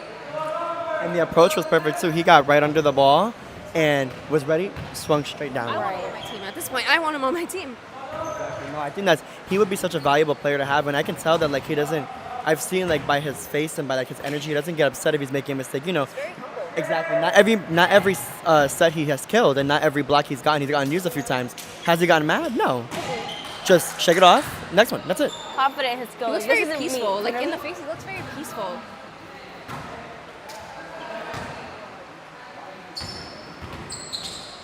But yeah, I'm saying not every set has been perfect from 75, but I mean they're hittable. Like she's been putting the ball in a decent spot, and it's like when you have a setter like that, you're able to have someone good at a system. Exactly, she could be out of system. Oh, I need a setter. Hey, set me this ball. You're in the middle. You're the closest one. She's already halfway learned the most hardest part about setting, which is back setting. Literally. So Wow, Jordan is just continuing to impress me. And then Deandra too. I'm saying like the right sides, I'm very impressed with their ability to just swing. I'm impressed with everyone today. I'm impressed with the setting. Oh my gosh. This has me excited for the season. Like I'm usually not that excited for anything, and I'm super excited to see like what's gonna happen during the season. I mean, to have this many type of setters, and even their main position isn't setting, but they're able to set the ball. That's very good. Like that's very it's very inspiring. Not only that, but it's like it shows like, hey, we have a lot of options to set. We don't need to just pick the main setters if they want to try something new or they're not able to come. You can pick someone else that usually can't set. Like, look at that swing. Open gym today is gonna be so good. Yeah, a lot of the. So good. Wow, nice good dig. out. Really good dig. Nice out. I like that Luke read the angle. That's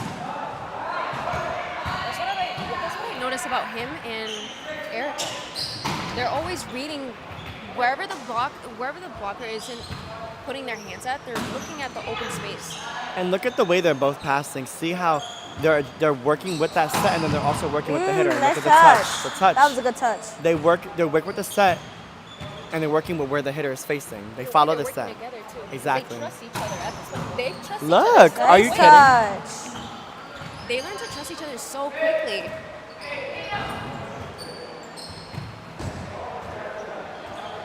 That was a nice set. Beautiful. What a dig there with his foot by Kevin, I number see that, 90. Like, Luke has that hustle. Like, he wants to get a touch on every ball. The only thing they're missing is the communication. Yeah.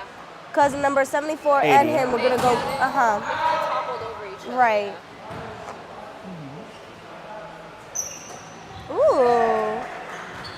I'm impressed by her ability to get up there. Yeah. I can tell that her main position is not a hitter, but she's a setter. If you're a setter, you gotta sometimes go up to that net and make a play. And I can tell that she can make a play if there's like a joust or something or an overpass. I think she's a little in her head right now, but she's looking really good. Look Nice at that dig up. by Erica. Perfect dig. Oh. And then Fiona, I mean, we know Fiona knows how to set, you know what I mean? Her main position is setting, so we're not surprised. She's setting dimes, perfect sets. That was a good ball. Girl, that was for you. That was for you. That one too! That set was it, yes. That's what I'm saying, I'm His very touches are impressed. amazing, was his it. touches.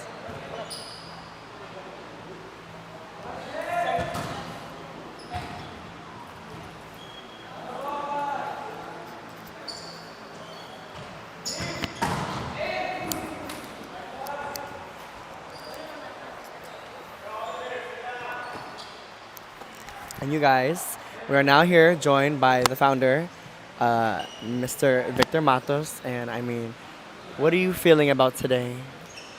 Today looks awesome. Excuse my voice, guys. Today is amazing to see. A lot of new kids, a lot of new faces. Promising, very promising. Oh my God, yes. So much skill. I think the average we're getting is between 14 to 16. And it's good to see the influx of so many kids coming in, wanting to be a part of this. And, trying their best. And that's all we ask for. And I feel like, I don't know, our coaches, I mean, today is like very prominent that they're very disciplinary. Like they're taking control of the court and they're making sure that the kids know what they're doing. And I feel like, what does that show? Like, how does that help these kids grow and become better people and players? Oh, absolutely. I think, Like, I see, like, the coaches, like, even though this is a combine's tryout, they're still teaching. You know what I mean? Because they want to see, like, the progress that skill can, like, if they're coachable, you know? You know what I mean? Like, Absolutely. if they could take that advice that they're giving them and use it and know how to use it, you know what I mean? I think, what's so amazing about this is that remember that our coaches were once players. Yeah. And We they were were talking about MOS kids. And to see them taking the next level, and now they're teaching the younger generation. It's we're gonna be here for a long time.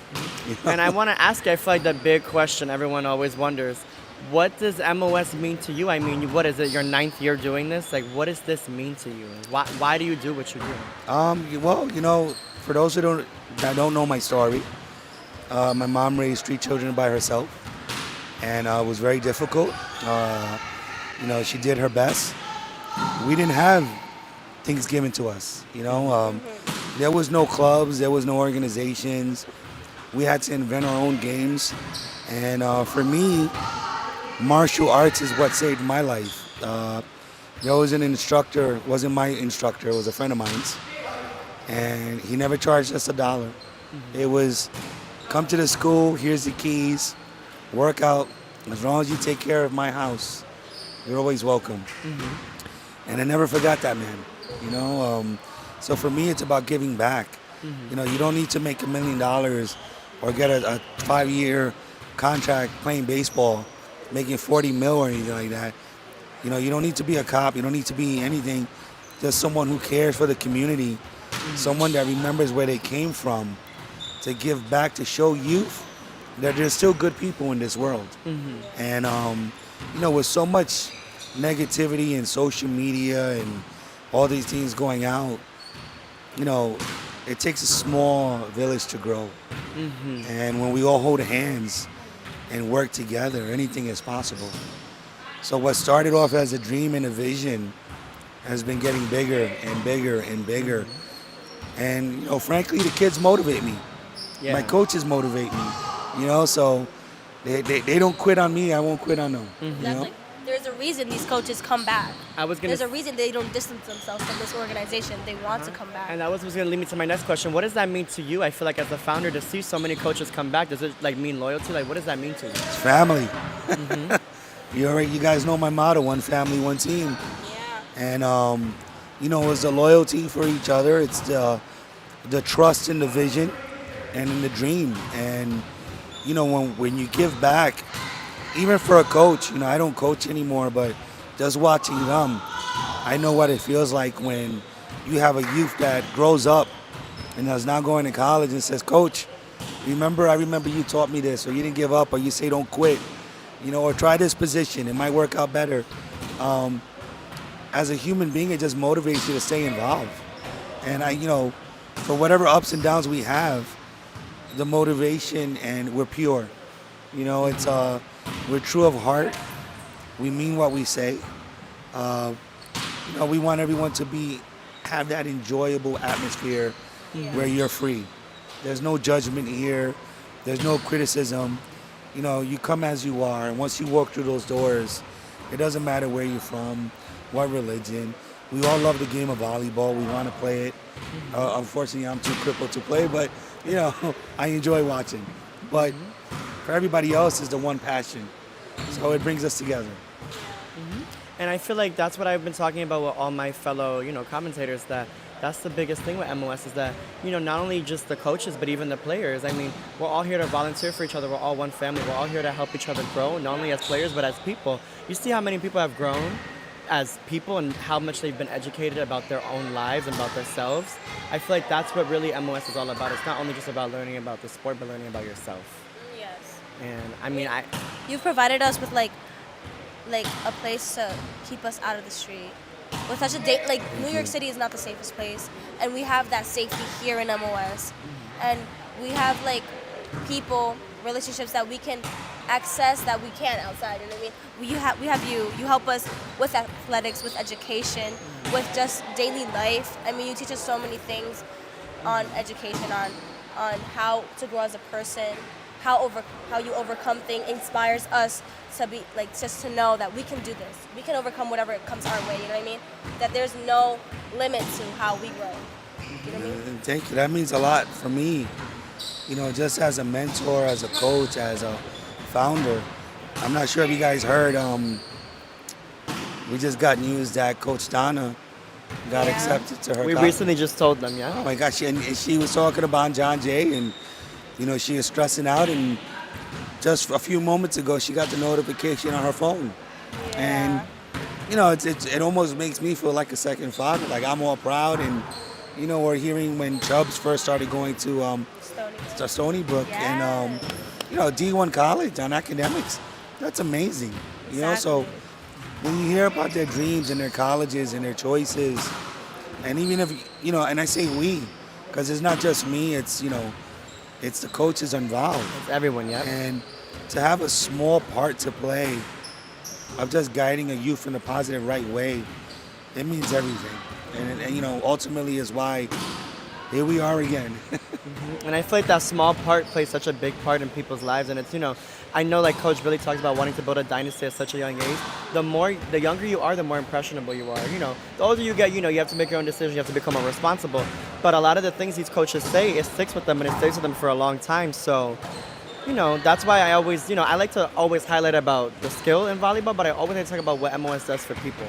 It's not just about the game. It's also about the mentality.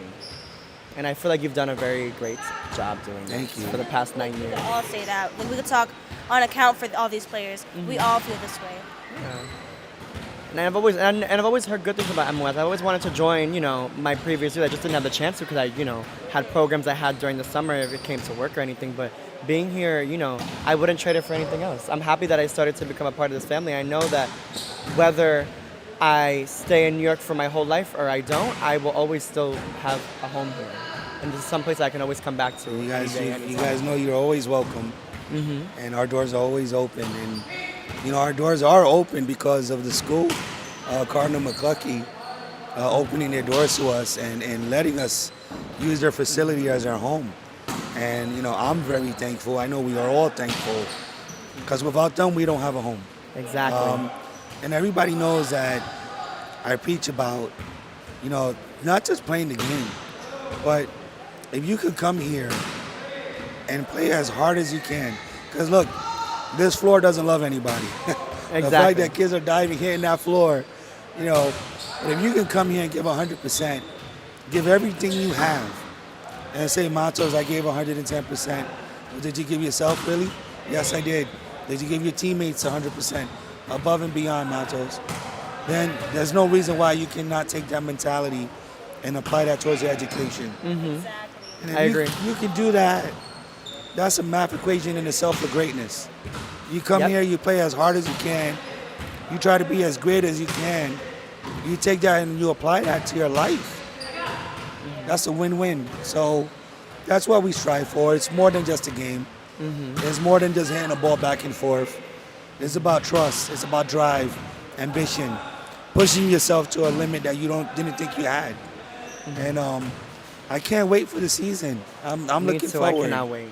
Yeah. We're very anxious. Oh my gosh. Yeah, I cannot wait for the drive. I really can't wait for anything. I mean, I'm going to be a big part of it, guys. Being a host is very fun, and I cannot wait to see what plays out. And Well, listen, I'm proud of you guys. thank you. I think you guys are amazing. A lot of people don't realize how much work gets put into this. And yeah, the coaches are amazing, but this doesn't work without you guys. And this is what it's about.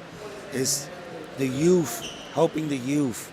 It's the coaches who were kids once, now aging out, helping the youth grow. So we keep this going, we can move mountains. And it's not, there's no hate here, there's no animosity, there's no negativity. It's let's get up, brush the dirt off our knees, and let's try again. Right. And I want my kids to do that. I call them all my kids. I want them to take this out of the gym and apply that to their everyday lives. Yep. 100% agree. And I feel like this is such a great place to start to grow. The younger you are, the better. That's why we're 14 to 18. Come here younger and you will come back. And I feel like the coaches coming back, the ones who have been players or even some of the new coaches, but a lot of our team leaders now, our assistant coaches were literally players last season. I feel like seeing that shows how dedicated not only, you are as the founder, but everyone else a part of this family is to help the youth grow. Absolutely. So- I can't wait to see the teams. I believe Friday is the draft. Yes, Friday, So- 6 p.m. Please tune in. Yeah, it's going to be exciting. There's already a lot of trade talks. There's already a lot of I can't tell nobody anything. What I Yeah, know, I know you got to keep the secret, even though me and Tiny want to know everything. Oh my gosh. Literally. But I'm really excited because we have so many new coaches. Yes. Oh my gosh, I'm so excited to see how they coach, how they play with us, what they teach us. We have amazing coaches. Lorenzo, amazing. Jeffrey, amazing. Rachel, I'm really excited for Rachel. Coach Rachel. Smitty. Coach Rachel's amazing. We are so happy to have Rachel in our family. Smitty, welcome back. Smitty's always been a hands-on number one libero type player, and now to have her as one of our coaches. I win. And one of the things about being a founder, I win in every avenue. Right? Doesn't matter what team wins. Yeah. I just enjoy the game, and it doesn't matter if it's Wolfpack or Dragons, who can possibly win for the 5th year in a row. But I just enjoy it, and thank you guys for motivating me to keep doing this. And for the players that do watch this, and even the parents that do get a chance to see this, this is not possible without the kids believing in this and Yep. pushing for this narrative. So thank you to McCluskey Pepsi for sponsoring us with beverages. You guys are amazing. So we are one family, one team, and I wanted to say thank you to everybody. Yes, and we're just very appreciative. It's not only the things that we get for free, but we're grateful for the vision that they see with us. It's not about, oh yeah, we get the free packages, yeah, we get Lays. It's not about that. They see the vision that we have, and they see what we want to do for youth and what we want to do for kids. So we're very appreciative always. And they see what your vision you have. That's exactly why, you know, they give us all these resources, because they see that vision that you have had for years. And I feel like we're just only getting bigger from here. Well, I hope one day we can grow, not just in the Bronx, but Yeah. within the 5 boroughs. Exactly. You know, maybe we can have an MOS in every We borough. want to bring this, what we have, this community everywhere. Absolutely. Because this is what we're missing. I mean, we have so many kids in the street that don't have like a place to go, don't have a safe place to like hang out and like be in community with. This is what we provide. And clubs are so expensive.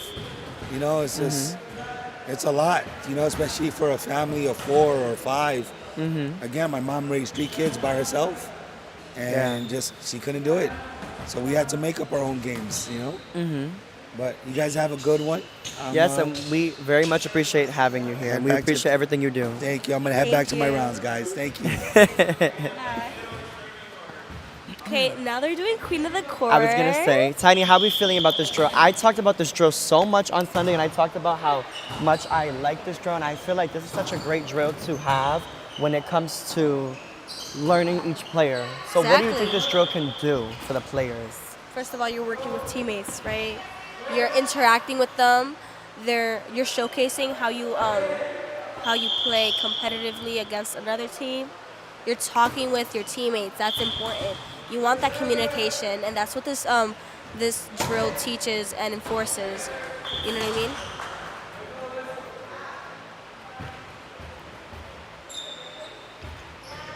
And I feel like this drill I love so much specifically, and I was talking about it last week, but I will reiterate it again because it's a new week, new people.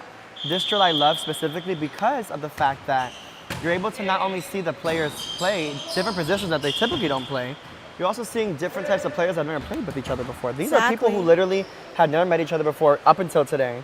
They're working together on the court, and they're playing positions that they're not usually accustomed to. Now the coaches can see, hey, oh wait, you know what? This person says that they're lit, but you know what? I like the way that they swing. Right.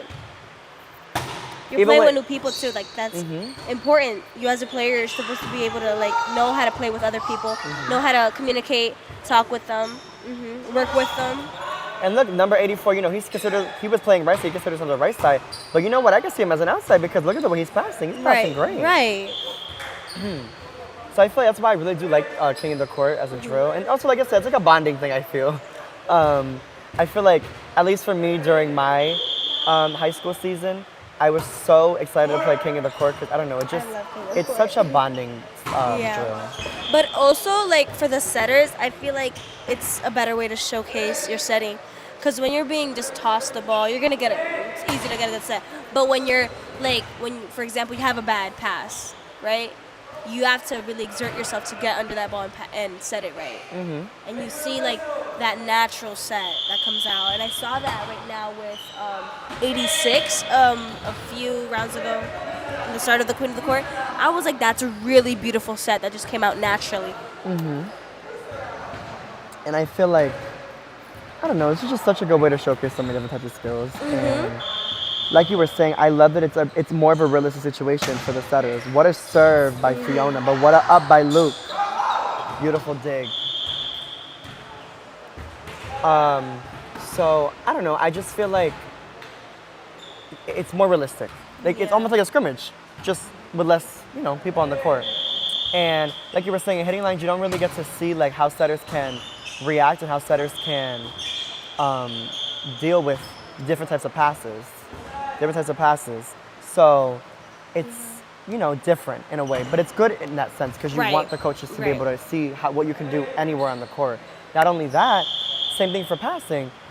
You know, they had the serve receive drill in the beginning of the combine, Now you get to see them And pass, putting it all serve, receive. together. Again, exactly. Put it all together, combine it all together. I feel How like is this is it a gonna great work? way to like end the combine. Like, I feel like we've seen so much today, and so much promising skills, so many promising like players, new players. I just love it so much, and I think this is a great way to end the combine.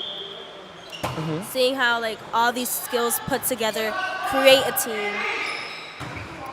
Exactly. Not only that, it's like, oh wow, what a swing by Luke, number Right. 76, and a set by Fiona, a beautiful set.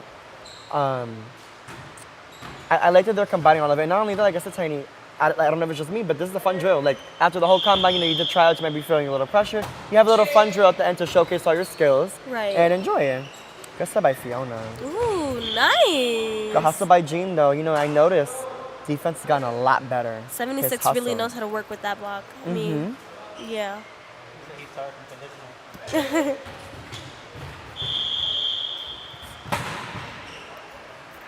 But I don't know. I just feel like this is like you said, perfect way to end the combine. Right. Perfect. And not only that, I do like how the coaches can also now finally kind of take a break. Also, I'm also loving how not only throughout this drill, but throughout the combine, they've been able to learn about how the different rules are and what like our disciplinary action can be if you're not following the Right. rules in MOS. Ooh, that was a good touch. You saw I was that? about to just say, talking great about the rally, touch. good swing by Luke, and I love the touch by number 83. I mean, that was a very good touch. That's playable. Ooh, I love to see this. Like, they both got out the court, but like they're complimenting each other, they're high-fiving each other. Like, that was a good hit. That was a good touch. Oh, They're acknowledging their love skill. I that Kevin is talking number 80. Yeah. Very important to talk. I feel like the first swing by Luke, it was out, but no one spoke to number 83. Oh, it's out, it's out, it's out. No one told him, so he took a Right. touch on it. It was a good up. Right. But you talk to each other, and then you're able to figure out, like, hey, this is in or out, and you can trust one another. Maybe the ball might have been in. Oh, sorry, my bad. Shake it off. Next point. Exactly. But yeah, I don't know. I mean, girl, what do Let's you? see his serve. I haven't gotten able to see his serve. Oh, I like that serve. I What see im- what you mean. He can What be an outside. impressed He you the definitely most can. about today's combine? I feel like definitely the new kids showed a lot of skill. Like I wasn't expecting so many of them to already be at a good level. Like I thought we were gonna get fresh meat, new players that never touched a volleyball before. But this is great. This is promising. I love this. And I love it. It shows that, not only can the veterans teach the new kids, the new kids can teach us too. Right. We can all learn from one another, and that's what, we're talking about with Matos earlier, how it's not just about the skill, it's about the education as well. You can learn so much. I feel like a really deadly combo would be 84 Jordan here on Phantoms. Yeah. I mean, Coach Jordan is already a great middle. He can really help him, how do you say, enhance, reinforce his play, swing. yeah. Yes, because he has a lot of power. The same way how Coach Jordan was able to learn how to play, I feel like he can learn the same thing if he was on that same team with him. Right. But I'm really excited to see the pairing, the teams that are going to be built. Oh my gosh. How they're going to work together. Yes. I'm impressed. And it's like, to see all these new faces, it's like, I was already so excited and curious to see how we were going to work with one another, with the vets and some of the newer kids. But there's so many newer kids now, it's like, oh my God, I can't wait to play with new people and new faces. It's going to be so much more fun. I mean, one good thing about just the combine itself, we meet so many new people. And we I met a few people from my day two combine that I'm like, I love this person already. Like, I love how you play. I can see myself playing with you. I'm excited to play with you. You know what I mean? What a swing by Luke, number 76. Yeah. Wow. Talk about multi-talented. You could be a lib, you could also swing really well. Very impressed by him. I saw him play last week, but my gosh. Nice set. He has an arm. Fiona. Look at that. That was amazing. I feel like a lot of the coaches are definitely keeping their eyes on him right now. But yeah.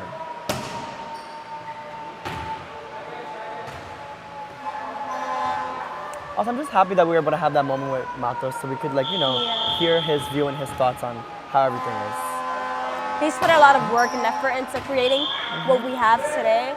We're so grateful Yeah, for we that. will always be forever grateful, and that's why we have so many coaches that come back from being players to being coaches. And I want to thank you guys for joining me today. I don't have my whole host team here, and I have a lot of people behind the scenes as well, but I want to thank everyone part of my host team, and I want to thank all the coaches as well. I want to thank you, Tiny, for being here with me. Oh my gosh, it's today. always a pleasure to be with you, Levi. I love you. I love you more, and I'm so grateful that you guys were here to join us today. And this was the third day of the combine. You will see us. I want you guys to come back at 6 p.m. I want you guys to come back on Friday at 6 p.m. so you can see the draft. And maybe someone on the host team might be a first pick. You never know. You never know. I'm so grateful that you excited. guys were here with us, and we will see you guys next time. Bye.